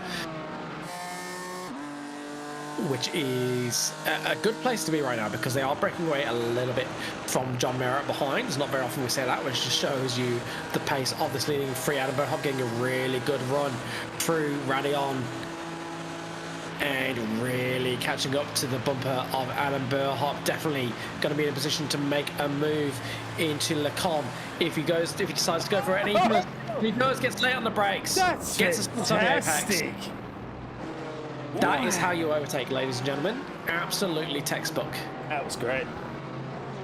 Sam might have even given him a little bit of it, in fairness, but even so, Burhop definitely got the much better exit coming out of Eau Rouge and up through Radion, and yeah, just absolutely sent it down the camel. Sam Muir now into P3, and we did see an earlier chat there from Revolutionary Racing saying that Burhop had won the Premier Enduro event, so he's definitely got a good showing, but we know how fast these 1.9 boys are, so he's done it for the first 6 minutes and see if he can hold it on for the full 40.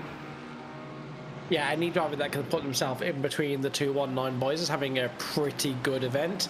Jordan Malcolm, one of the few drivers occasionally able to put Matty Dench under pressure in GT3, so he's an absolutely blinder in a GT vehicle. And Sam Muir, another one on his day, can run with the absolute best of them. Very regularly do we see purple shod vehicles at the front of the GT4 and the GT3 races, as we cut to Chuck Fung Wong in his Aston Martin liveried Aston Martin, and just going for a spin at Rivage, and finding the Wolf good measure. I think he's decided that he's going to call it quits after that spin. Oh, that's unfortunate. It just couldn't stop in time. Ends up nudging the wall. Yes, Revolutionary Racing also has some very, very fast drivers. Don't want to think I'm showing favoritism to 1.9. We've got a few racing stables that ply their trade in the GSRC, and all of them have got some incredibly fast drivers. There's a few team names you see them, and you know that they're just going to be quick. Even if it's a name I haven't seen before, I assume in commentary they're going to be quick because of the team that they are running with. For instance, Pulse Tuning that John Merritt is running with currently, any of those guys will be quick. If you see anyone from PGZ, you know they're going to be quick. If you see anyone from Vermilion, you know they're going to be quick. And indeed, Evolution Racing, you know they're going to be quick. As we get on board with Colby Cohen, again getting a nice run through Radion and Eau Rouge. Chasing down John Merritt. This is the effect of that slipstream. This is how powerful it is. Look at this, just going to cruise up to the back of him. Going to be in a really nice position to make a move into Le Calm.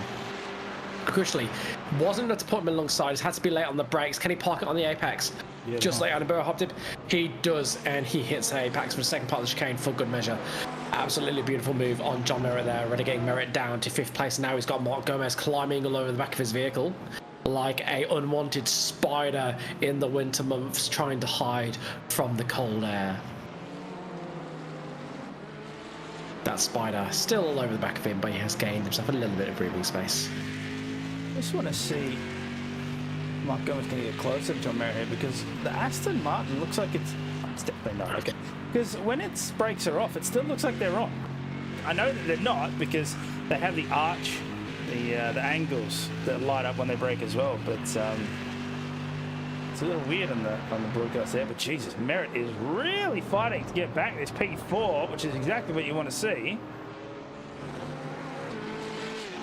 Yeah, and I think Jermaine tackled a bit further downs, had a bit of a moment. He's just lost positions to De Bruyne, Christensen, and continues to lose positions down to Zamora, Leifway, and Agafos. They find themselves outside of the top 20. Definitely a spin there, taking himself out of the top 15 running. Be interesting to see how Merritt's car handles this straight. I say that because we saw how fast Cohen was through Radion Rouge and how he's able to close down Merritt. And we just saw a comment, apologies, I can't remember who it was that said it, saying that they think the Aston Martin might be a little bit draggy. So we'll get the answer to that as they come through Eau Rouge and Radion. Yeah, that was Trenton Naylor this time around. I suspect he'd fallen out of the slipstream for Samuel ahead, and that would be part of the issue. But I wouldn't rule out the Aston Martin being draggy, so we'll get the answer to that in a few moments' time as they approach La Source. All of them taking that absolutely beautifully. Cue that corner is to get on the accelerator as early as you dare so you can get a better run through the most famous corner in the world. And because it opens up on the exit, you can get on the throttle earlier than you think. But if you hold on too much steering, it will send you for a spin because you're asking the tyres to do too much. That's when the skill comes in that corner. Taking a very cutty line through there. I'm surprised he hasn't got a slowdown. He must just about catch some tyres in the curb. And yeah, look, John Merritt really not able to close in despite the assistance of the toe. Probably got onto the straight a little deeper on the brakes though. Deeper on the brakes low. Got onto straight a bit too far back from Cohen.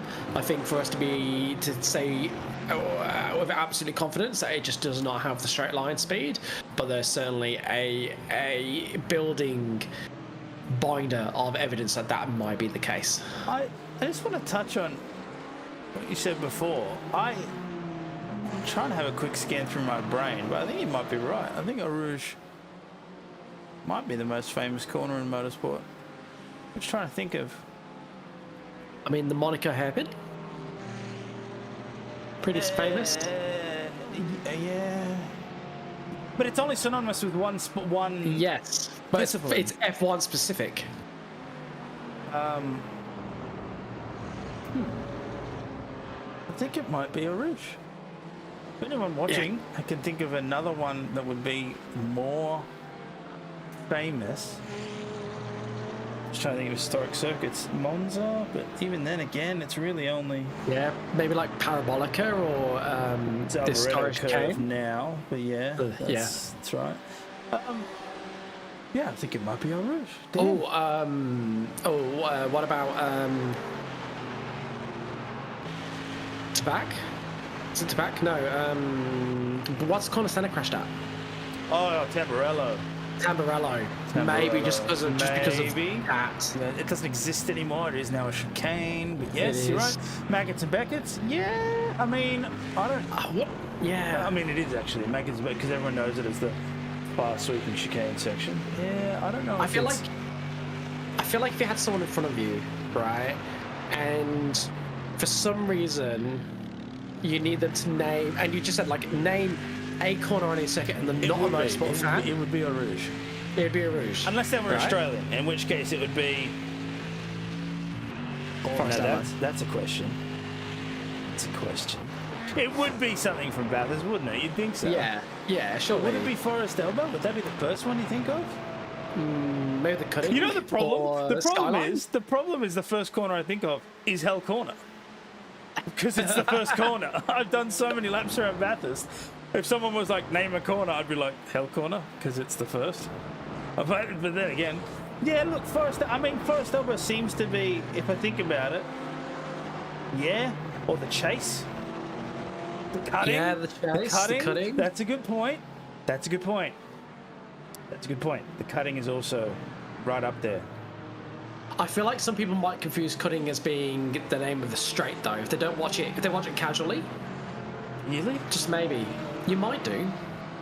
I would say the first time I watched Bathurst, I wasn't sure, and that was as a relatively experienced race watcher, because I didn't watch Bathurst until I moved to Australia when I was 16.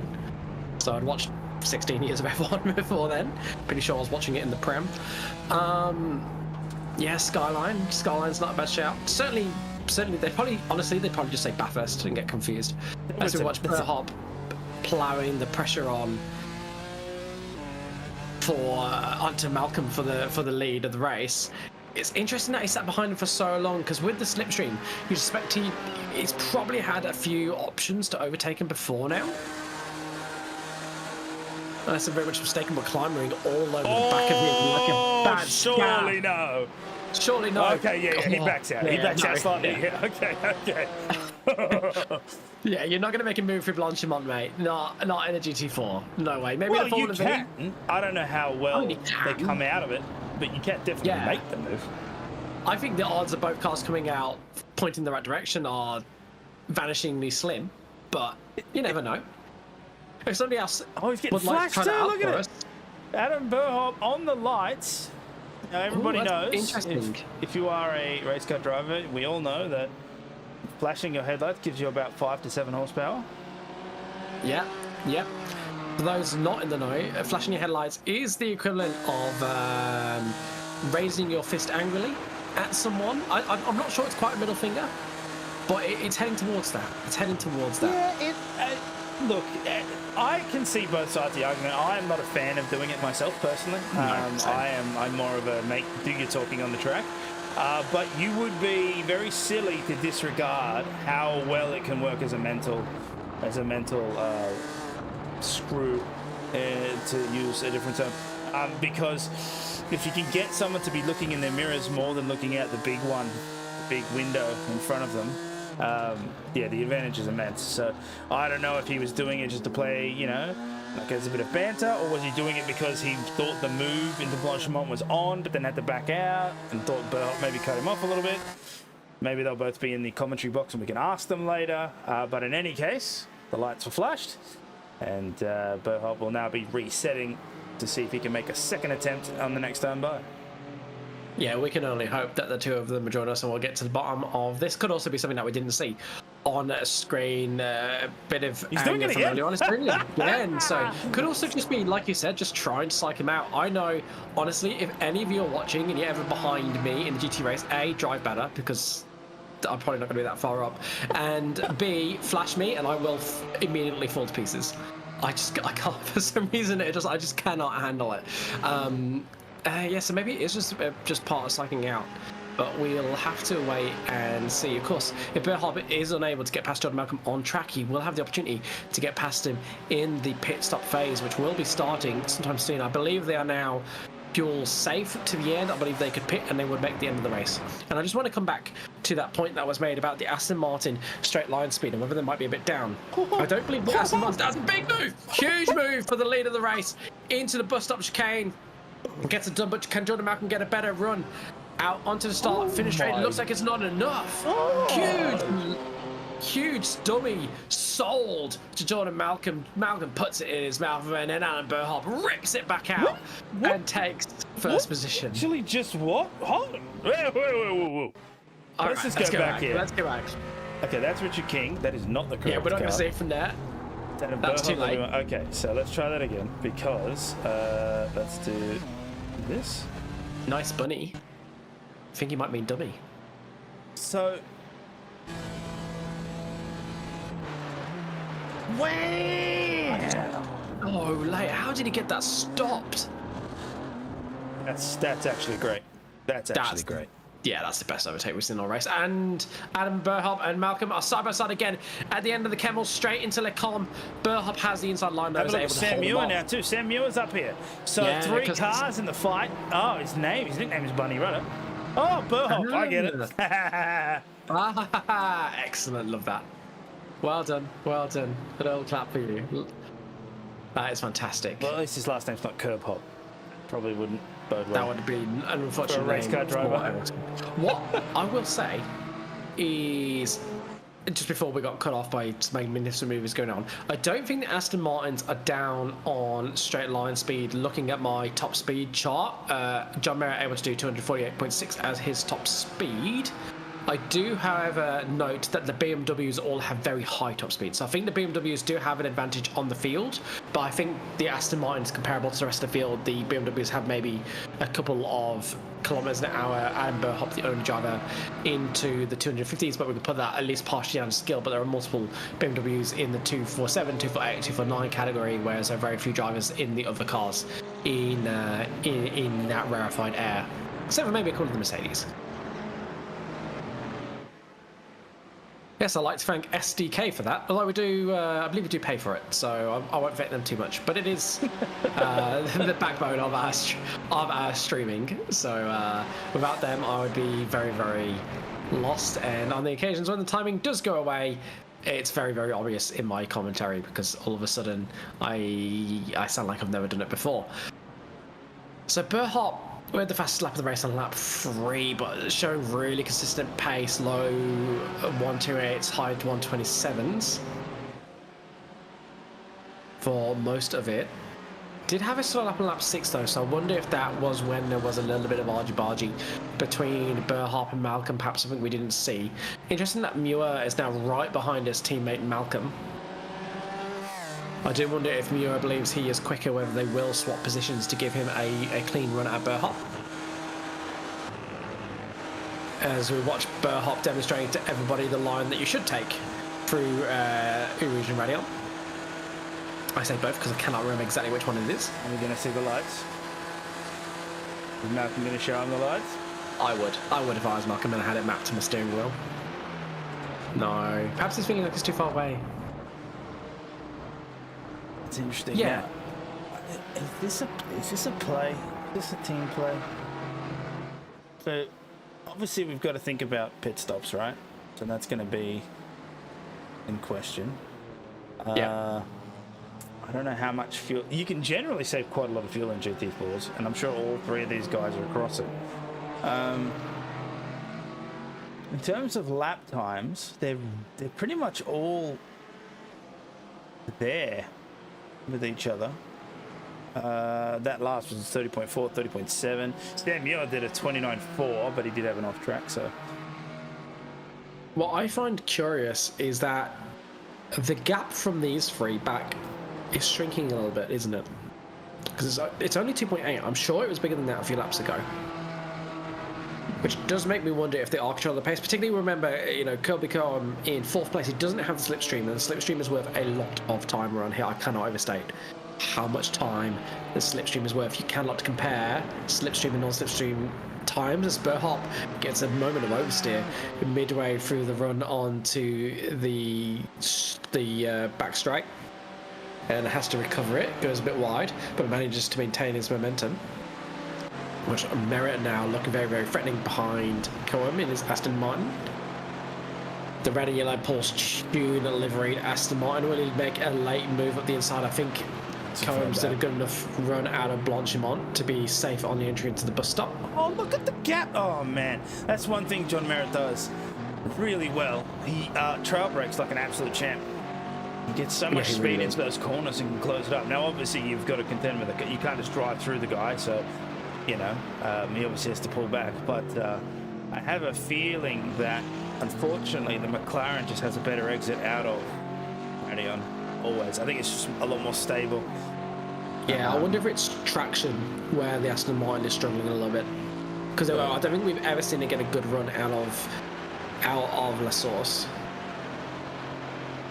Because I don't think, didn't look like Merritt did anything wrong in that corner. It looked like he took it pretty much perfectly, but we'd definitely say the McLaren pulled a bit of time out, and it just puts him far enough ahead that he doesn't quite get like a full power slipstream, and it's not enough to get him into attacking a position on the way into Le Combe.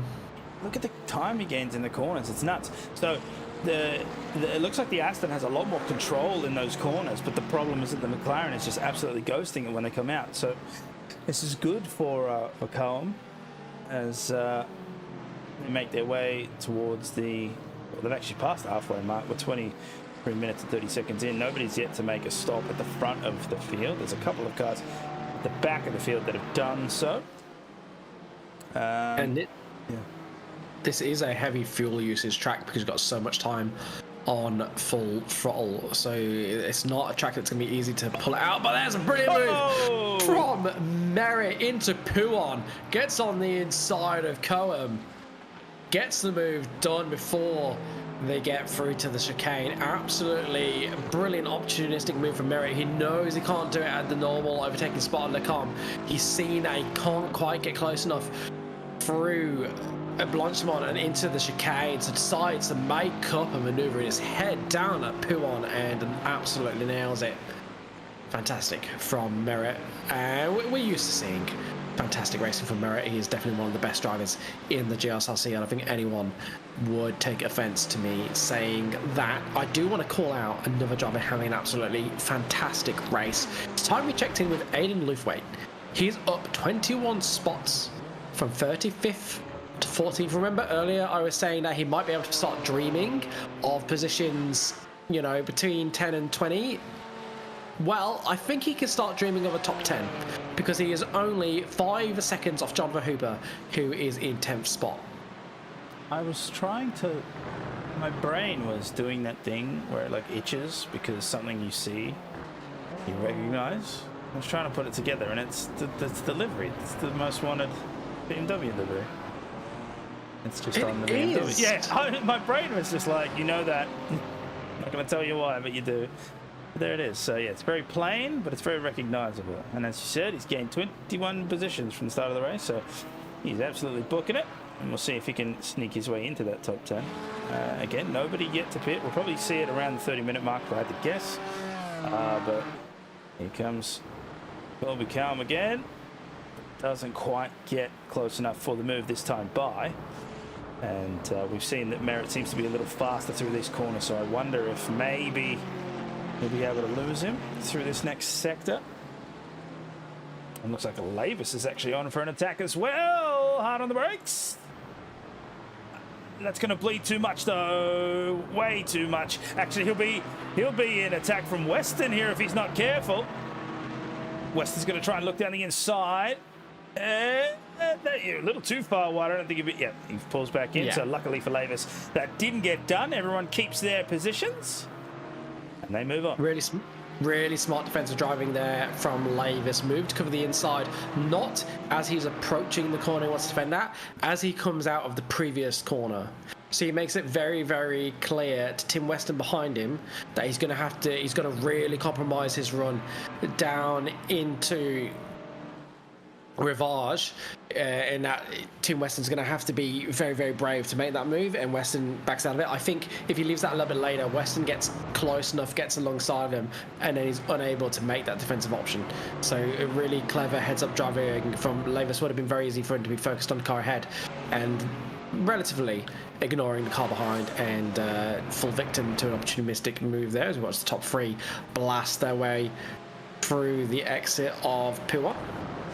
I just want to come back to what you were No, sorry, that wasn't Puon. That was Bushman. Yes. Okay. And then we go So to Malcolm.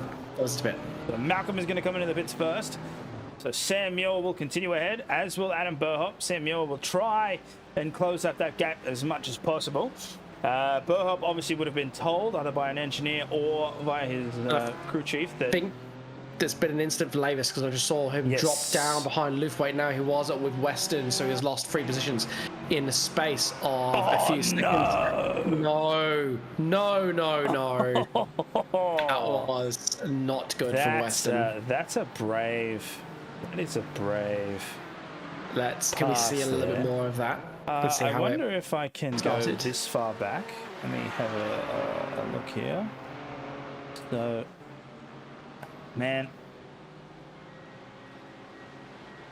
go further again. Here we go. So yeah, Western just goes right up alongside and just tries to extend the corner. He just nudges that? Yeah, he just nudges him. Yeah, that's weird. That's weird. I don't see how you do that. And then somehow through all of that, Sam Muir drops back to 1.1 seconds. So what I was going to say was Burhop would now see that obviously Malcolm came into the pits. He's going to try and put in a mega in-lap now. And Sam Muir will try and do the same. If he goes further, that means that he would technically need a faster pit stop. He wouldn't need as long in the pits. So yeah, I'm curious to see if Burhop can make this work or if the undercut is more powerful.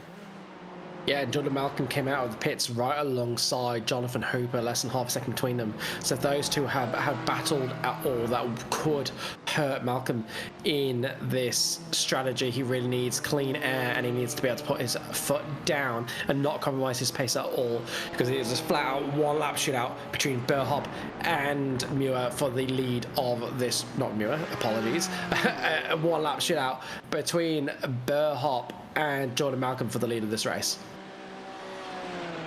The gap between these two, 1.2 seconds. I'm curious to see if Burhop will come into the pits this lap or next.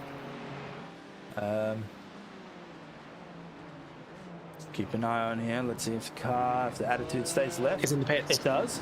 And I think Sam Muir might have just followed him in. Yes, okay. But let's have a look. I'll cross that line, make sure not to get a speed infringement. That would be the worst. We've definitely seen it happen. We've seen that happen to leaders in the GSRC many a time. It is perhaps one of the most common ways that people lose races, I would say. As Jordan Malcolm comes through the bus stop chicane, that seems ominous. That seems ominous. We've seen them only just come to a stop in the pits. They're still stopped. Surely Malcolm's going to come out ahead here. But they do feed it out after Lecombe. So they do get a bit of advantage. They come out at the same time. They're going to be inside one another. As they come out of the pit lane, no, Sam Muir backs out, and it works out. Malcolm gets the undercut, and is 2 seconds down the road. So Malcolm with an absolutely incredible outlap, able to pull a gap on Burhop and Muir to the tune of 2 seconds. Was about half a second when he pulled in.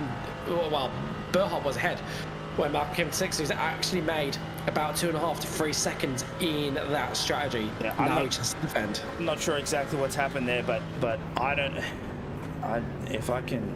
see if I can go back and have a look. But Adam Burhop sat in his pit box for 13.2 seconds. Jordan Malcolm for 10 seconds. So 3 seconds was the difference. I don't know why that would be the case.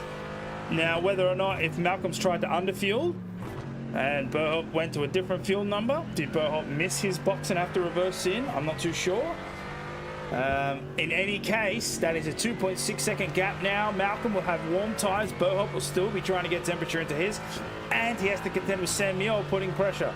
So, the next 10 minutes are going to be crucial. For now, it's in Malcolm's favour, but we did see how fast Burhop was at the start of this race. So, anything can happen. Strap in, because... What I will say is that Jordan Malcolm's pit time is almost 2 seconds faster than the next fastest pit time. He was 10 seconds pretty much dead. Sam Muir was 11.7. And then Kurt Normanson was 11.5. Everybody else is in 12s, 13s, 14s even. So I suspect out of all those possibilities that you listed, Malcolm underfueling a little bit is the most likely, which does mean that Berhop and Muir might have an advantage, particularly if they get close in the dying laps, and Malcolm needs to save fuel to get to the end of the race. As you said, time will tell. Here we go. Time will tell. Malcolm is, of course, enjoying that buffer that he has right now. If he can just nail those entries and exits and keep up that minimum lap time, then he might be able to sail all the way to the end. But yeah, I mean, the only thing that makes sense to me is, Berhop is fueled in order to not to have to save. And so he should be able to push all the way. As we see a back marker here, is that going to get in the way? No, it's not. That is Britt Bradbury there. That just came out of the pits. What it might do is give Berhop a nice tow down the Camel Street. Berhop gets a little bit closer. Depends how much speed the back marker is able to hold through Radion. You just know over the radio that Malcolm is telling Sam to absolutely bully Berhop as much as possible. That's exactly what I would be doing from a team perspective. You want to make sure that Berhop has as much attention pulled away as possible in order to try and get more of a gap. Now, the gap hasn't extended, mind you, so keep that in mind. We were talking about a 2.8, 2.7 gap, and it has stayed stagnant, which means Berhop is at least matching pace. Now, obviously, he'll need to increase the pace. Really needs to get out of the way now. Yeah, I mean, he's not close enough for it to be an impediment yet, but we'll see. I'm sure he'll. There we go. Yep, I thought so. Brett Bradbury will move out of the way, and he'll allow those two to go through unimpeded, and so they'll be able to continue that battle. And yeah, Jordan Malcolm will most likely, I would assume, they'd have a shared engineer, and they'll be going back and forth, just trying to get updates.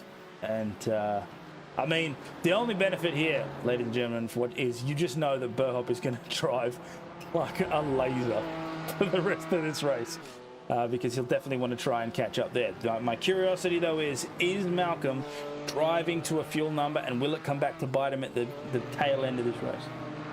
The other thing we don't know is how many off-tracks these drivers are sitting on. There is a limit to the amount of off-tracks you can have before you get a drive-through penalty automatically applied to you via iRacing. The limit is set by us, but iRacing applies the penalty. It is automatically dished out, and this is a track where you can gain a lot of time by using your off-tracks wisely at places that just allow you to carry a bit more speed, and that bit extra speed has a huge impact on your lap time.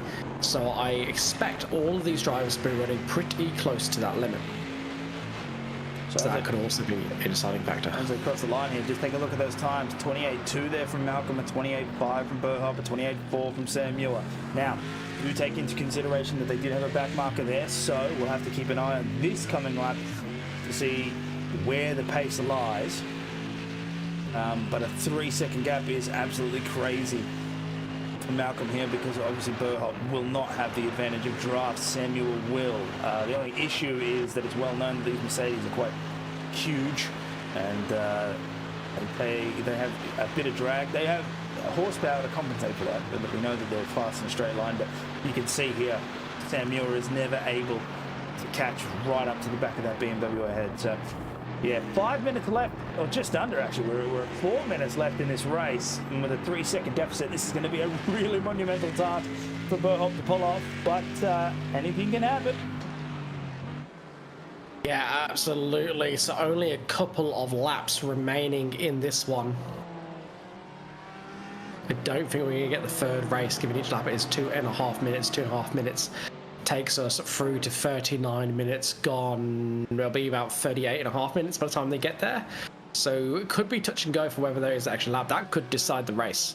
But so we'll wait and see whether we get the white flag next time around. We'll make sure we watch the leaders as they cross the line, so we can get that information to you nice and early, because that could be crucial. Gap is coming down on this lap. Is down to 2.6 seconds.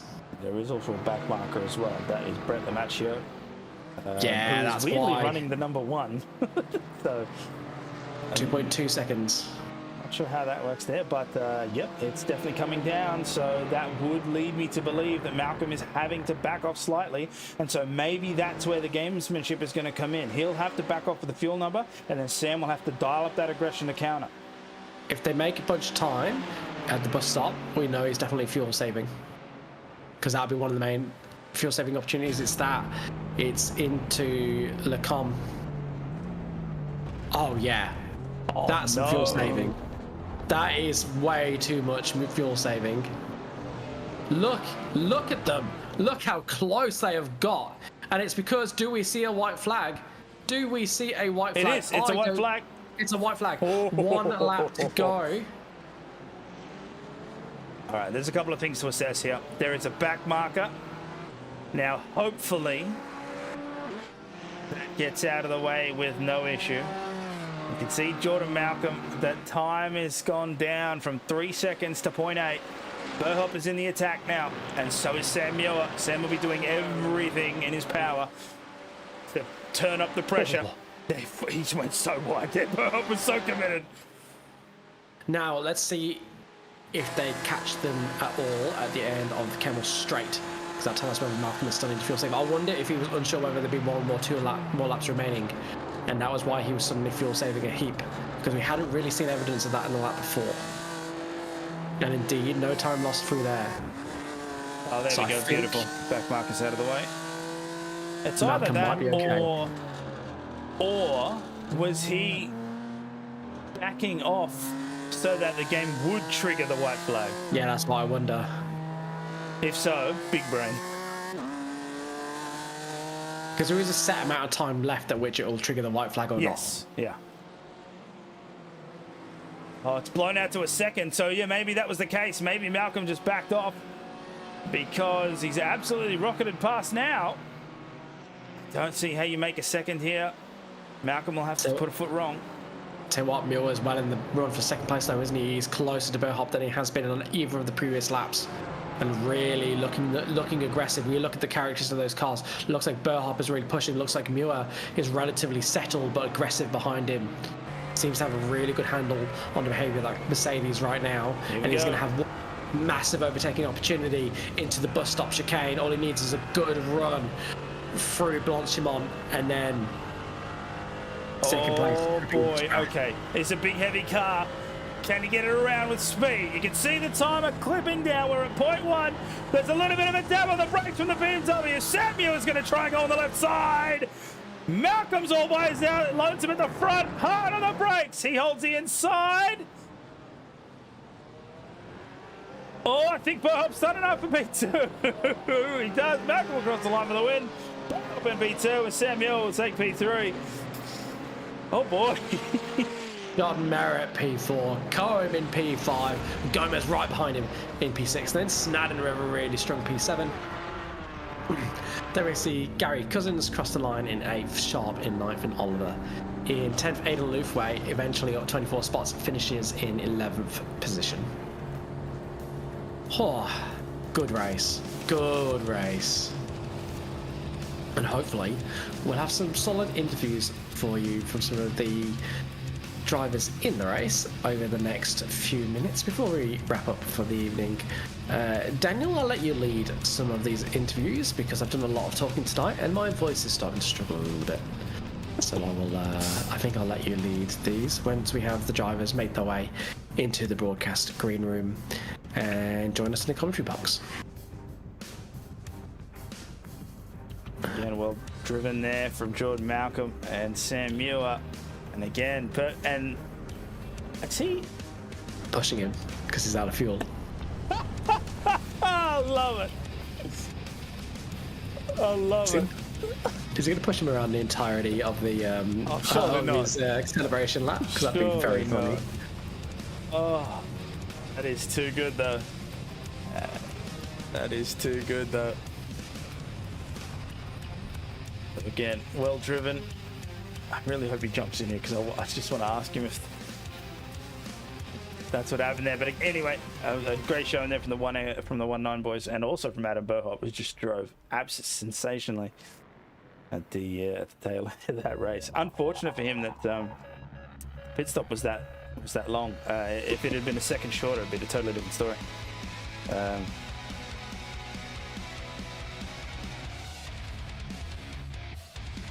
So I'm just waiting for some of the guys to cross that line and get this underway. And while we wait, we have been joined by the bunny himself, Adam Burhop, in our commentary box. Adam, it's a really unfortunate end to the race there. But my question to you is this. Your pit stop was 13 seconds. Did you miss the pit box and have to adjust, or was it just that you were fueling just a little bit extra? Just that little bit too much fuel. Yeah. Jordan calculated it perfectly, but he lost 2.5 seconds on that second last lap, and I thought, oh, he's got to be safe and hard. He was millimeter perfect, or a milliliter perfect on the fuel tonight. Yeah, and I really hope he jumps in here, because I want to ask him a question about that, because we were pondering when we saw the 10 seconds, and I could see him in the green rooms, this is going to be good. When I saw the 10 seconds that he sat in the pit lane, my immediate thought was, okay, he's fuel saving. It's got to be that, right? He's under field and he's going to the end. And then the time that you gained in the bus stop chicane alone on the second last lap was something like almost 1.5 seconds, 2 seconds. And I thought to myself, that's a lot. Now, what I want to know is, did he do that to trigger the white flag? Or did he do that because he was fuel saving so aggressively? I'd love to know what the time was and how tight it was, because potentially those are both plausible options. That's the reason why I ask. And we can see we've been joined by Kurt Nomas and Greg Heaney and Jordan Malcolm. And I'm just going to pause with you, Bunny, for a second, because I need to ask. Jordan, you did an amazing job there on the pit stop, mate. 10 seconds. So obviously you're under fueled, right? And you had to do some fuel saving to get to the end. I think we saw Sam Muir pushing you just above Radion. But I have a question. Yep. At the bus stop chicane on the second last lap, did you slow down because you needed to fuel save, or did you slow down to trigger the white flag? Yeah, so in that first stint, trying to save fuel, and I saw it was close, so I tried to underfuel it by 1 lap. Mm-hmm. And then once I come out of the pit lanes, I saw it was going to be 16 laps exactly, so to be sure, I was just trying to trigger the white flag. So smart. But then also, yeah, set up for the fastest lap attempt as well. Fair enough. Well, okay, props to you then, because that was my assumption, was when we saw all the pit stops resolve, and Adam had put in a little bit more fuel. He was at 13 seconds. We thought immediately, yep, okay, Jordan's going for a fuel save to make it to the end, and obviously there's where the undercut. But yeah, when we saw that drastic time drop, you were 3 seconds away. And then we come into the bus stop and he's brought it down to 0.8. I'm thinking, that's a massive drop in speed. What's happening there? Then we saw the white flag and I put my tinfoil hat and I thought, that is incredibly smart if that's the reason he slowed down. So in any case, a fantastic drive from you, Jordan. And the other benefit too, and I was saying this during the race, I could be wrong, but were you and Sam working together in the latter half of that race? Was Sam trying to put like extra pressure on Adam in a way? I can answer that question. I can answer that question. 100% they were. 100% they were. Nah, fair enough. Because that's what I thought would be the case. When I saw how those pit stops resolved, I thought that's what I would be doing if I was like an engineer. You've got the guy ahead and then you've got the guy behind, and I just thought, yeah, that's what you would be doing. Try and be as big as possible in the mirrors. And yeah, just put as much pressure as possible to try and make you make a mistake. But again, a fantastic drive from everyone involved, to be honest. But the last question I'll ask you, Jordan, is Evan was flashing his lights at you for a decent part of the first half of the race, but you didn't flash your lights back. Was that just a common courtesy? Maybe my FOV in the rear mirror was so far back, or maybe the graphics were just turned down. I didn't actually know he was flashing at all. So I had no idea that he was flashing lights. I just knew he was driving pretty aggressively, not saving in fuel, so I knew just letting him go and just saving behind him would be the smarter way and probably faster way to go about it. No, that's fair enough. That's fair enough. But again, a fantastic job from you, Jordan, and a well-deserved win. Awesome, thank you. Okay, Adam, I'll go back to you real quick. So again, that flashing, I have to ask because it was. Oh, and that's the incident. If you guys didn't see that, that was the incident that Paul Wood had at the top of Radion that absolutely cut the field in half. It was vicious, and the speed at which he rejoined that track was absolutely insane. And then you can see the aftermath of that, which you guys were well clear of at the front, but yeah, it caused quite a stir at the back. Yeah, Adam, that flashing, is that tactical? Yeah. So the both of our cars, even though they're both BMWs, seem to be set up very, very differently. So you could kind of see following Jordan in the early stages, it was kind of struggling a little bit and just struggling to get the front end a little bit. So I was hoping the old glance in the rear vision mirror just might be a little bit to push him just past the braking point and run wide a little bit to just dive up the inside a little bit. So just trying a couple of different techniques. So when you're racing with guys at this top caliber, it's you've got to use every trick in the book to try and get an advantage.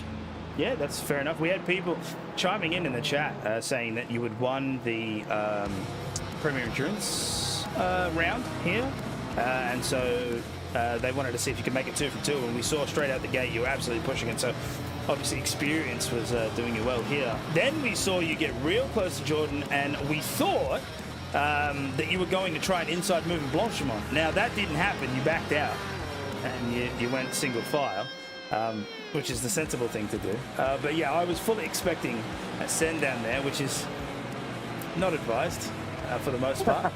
We did see one person try and do that, which unfortunately ended Adam Lavis's race. They went side by side and that did not work. But otherwise, yeah, it seemed as though you were a little more confident on the brakes. We saw you make a couple of moves there on Jordan, deeper into corners. I think one was, if I remember correctly, one was into the bus stop. You did a feint where you went from left to right and then shot down the inside. I believe that was you. Yeah. So yep. Again, just playing around with brake biases. So it only worked on 2 corners. It was very, very good.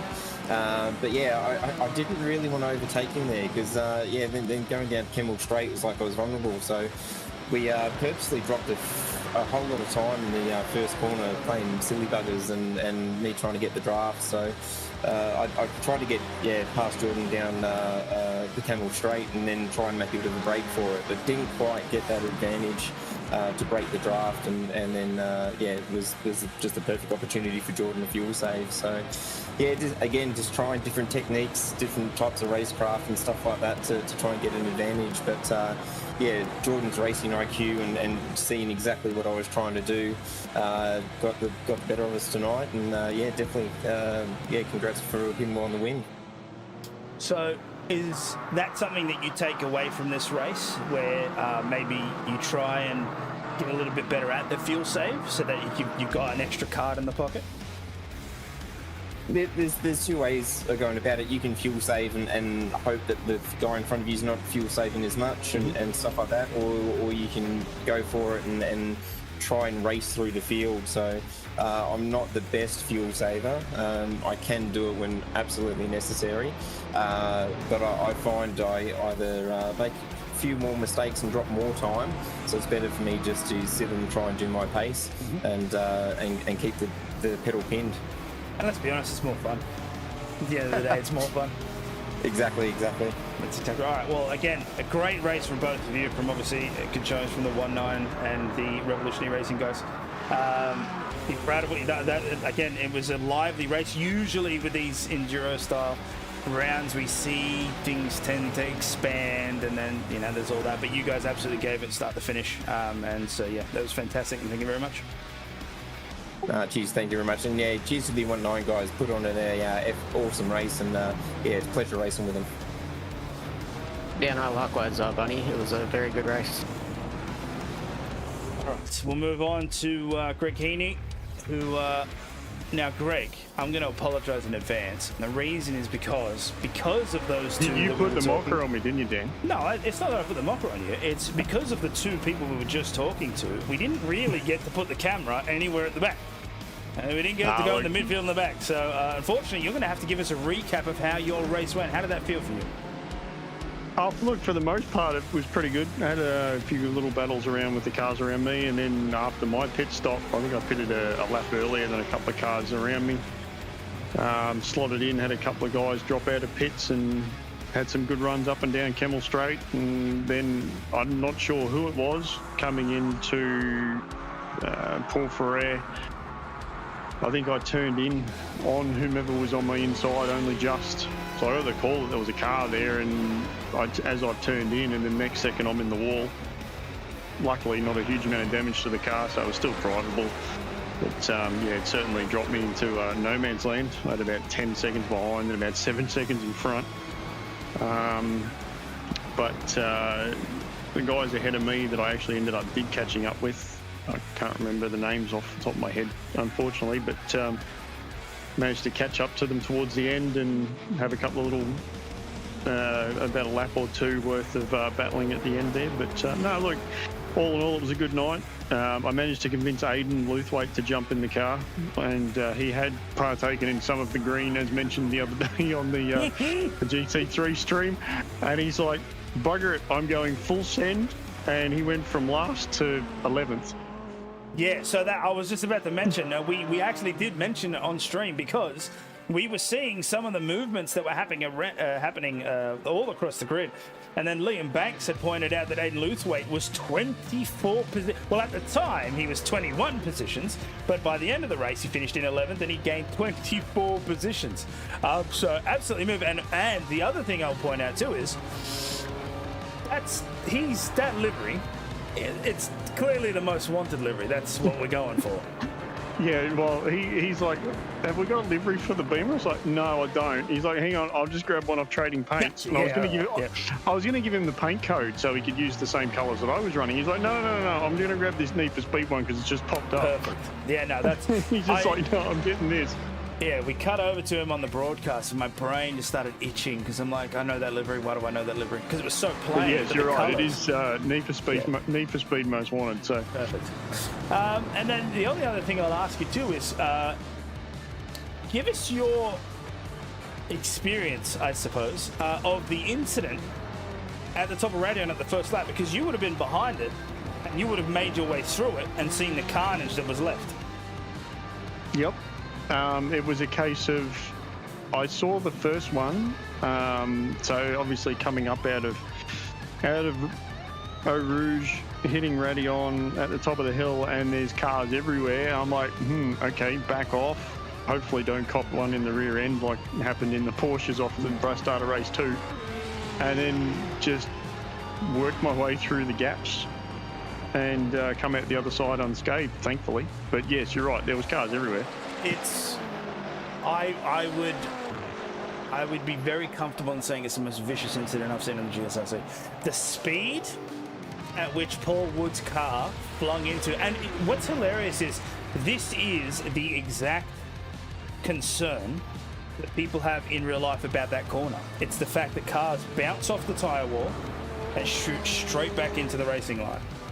Mm-hmm. And I know that our racing physics can be a bit wonky when it comes to the walls, but he hit that wall and started spinning so fast that when Jeff Adams unfortunately had nowhere to go and ran up the side of him, Paul Wood's car just went to the moon. It just shot up, started flipping, and I couldn't believe it. I actually couldn't believe how vicious it seemed on the camera. I know it's thin, but even so, that car did so many barrel rolls, and and then when you saw all the parts strewn over the track, then we saw someone else sort of crash in sympathy just ahead.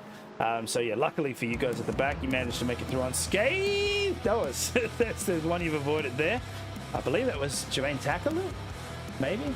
Yeah, I had the yellow call as I came down the hill, and there was Jermaine parked in the middle of the road. I'm like, oh God. I almost put it into the back of him. Yeah, it was close. Well avoided. But in any case, again, 7 positions gained. You got to be happy with that. Oh yeah, most definitely. I mean, it ended up being a leisurely drive in the Belgian countryside at the end of it.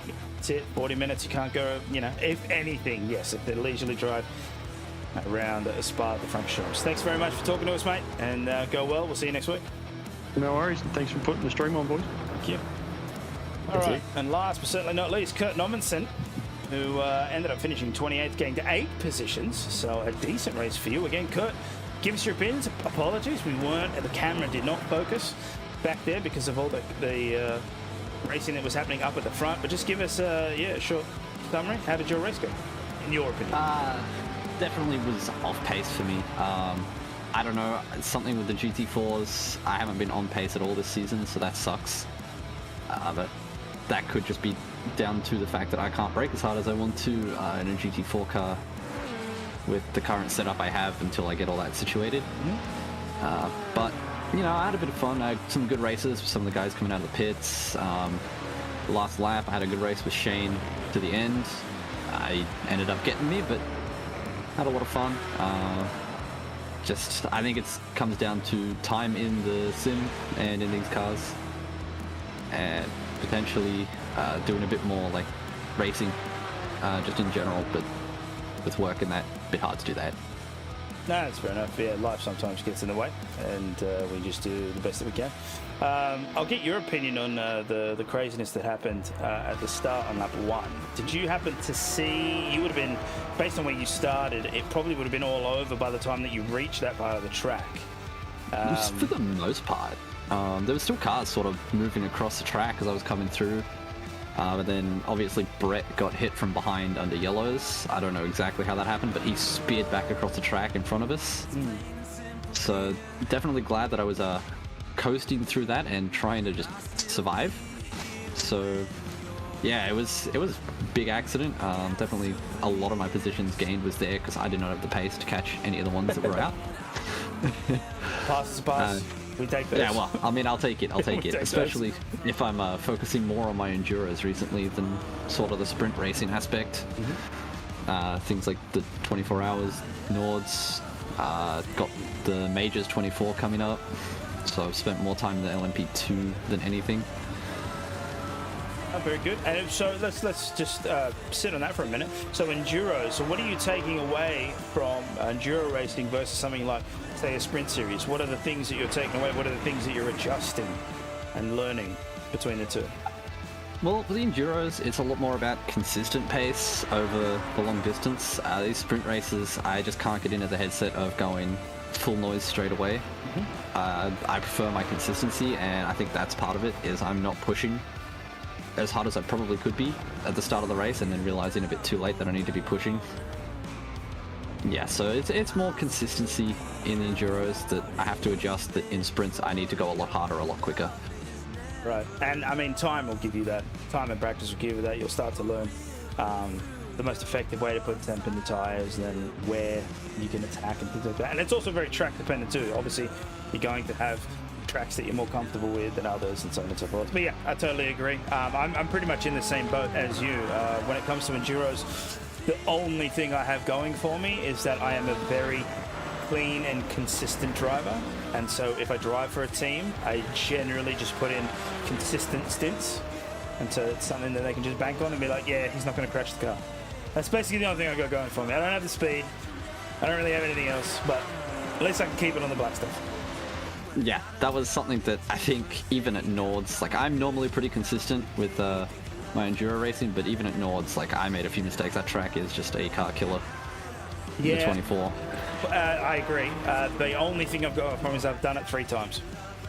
4 yeah, now, that was, actually. This year was my first. Yeah. So you will have done it in in total? What was your stint length? How long did you drive for? I think I still have the document that we used, because we had a document set up for our stints, which was really nice. If it's more than 6 hours, then that track is now ingrained in your brain. Yeah, I think it was roughly 4 to 5 hours of total drive time. Yeah, I've just pulled up the thing. You'll be pleasantly surprised it was about 5 hours of drive time. You'll be pleasantly surprised how easily you can recall a lot of the corners now. Once you do it once, especially a 24-hour event where you're driving in day and night conditions, it'll start to come to you a lot faster. And the feeling when you start to really learn that track is second to none. Absolutely second to none. Yeah, definitely. I did a lot of Ringmeister this year, so that definitely helped going into the 24. All right. Now, Liam, do you have anything you want Yes. to add on to this? Because I obviously took over as you wanted me to. No, absolutely not. You asked all the questions to get the answers that I wanted at the end of the race. The main ones being, of course, what was going on with the strategy battle between Jordan Malcolm and Adam Burhop, and you untangled that nicely. I think all we need to do now is thank our sponsors and say a good night to the lovely watchers that we've had with us for the last few hours. Awesome. All right, we'll get to that. But thank you, Kurt, for joining us in the commentary box, and we will catch you tomorrow, I suppose, because you race the V's and the Formula Lights, do you not? Yeah, I'm unsure on that one at the moment. I have to work super early Friday morning, so we'll see. Well, in any case, we will see you at one of the next events. Yeah, it'll probably be supercars and GT3s on Monday. If I had to guess, we'll see. Awesome. All right, go well, and we'll catch you on the next one. Too easy. All right. So, as Liam said, we will thank our sponsors before we move on to what's coming your way over the course of the next week.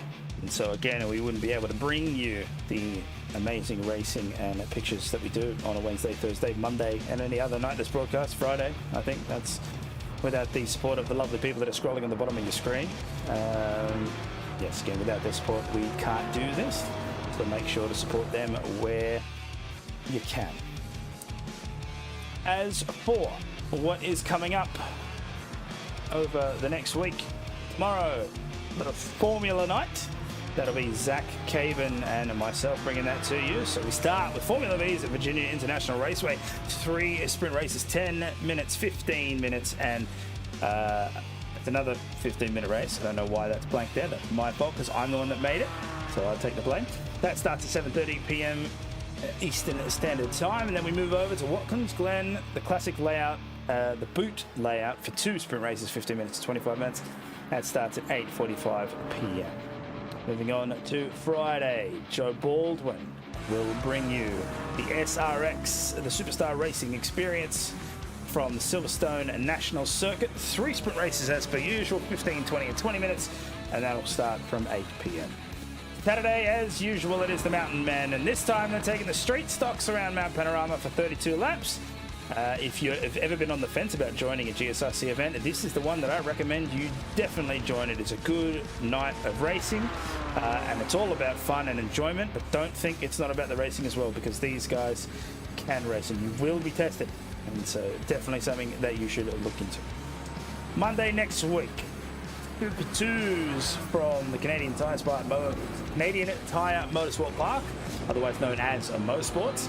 25 minutes around there, 7:30 p.m. Australian Eastern Standard Time. Then we move over to the GT3s, and both splits will be broadcast for this one. We start with the AM, we finish with the Pro. 16 laps for the first race, 27 for the second with the top 10 reverse grid, and that'll start from 8:30. And then next Tuesday, Formula V from Oran Park for the up-and-comers Van Ryn Cup. That'll be 3 races as per usual, 10, 15 and 25 minutes. And then after that, that'll go to the GT1s at Watkins Glen for 40 minutes of racing. And that'll start from 9:10 p.m. Okay, well, that is us for tonight. I believe we've covered everything. Have we, Liam? I think so. We have. I have. Oh, actually, before I go, I've just noticed someone in the broadcast booth and I have to get their opinion. Mr. Paul Wood. Hello. What went through your head? I just got back from hospital. Yeah, right. So that was the first. So you've been medically cleared. That's good. Yes. And the second thing was, apart from your rear bumper, what went through your mind when you hit that wall at the top of Radion? First it was just like, wee! It was just a bit of fun, roller coaster, and I was just holding on for grim death because I didn't know what was going to happen. I hit that wall pretty hard and, just bounced across. And, the rest I just sort of sat there watching sky, ground, hit a car, and then sky, ground, and, So, fun trip. Well, I don't know about fun. I mean, it was kind of fun to watch, but admittedly, it's a sim, but I was still horrified.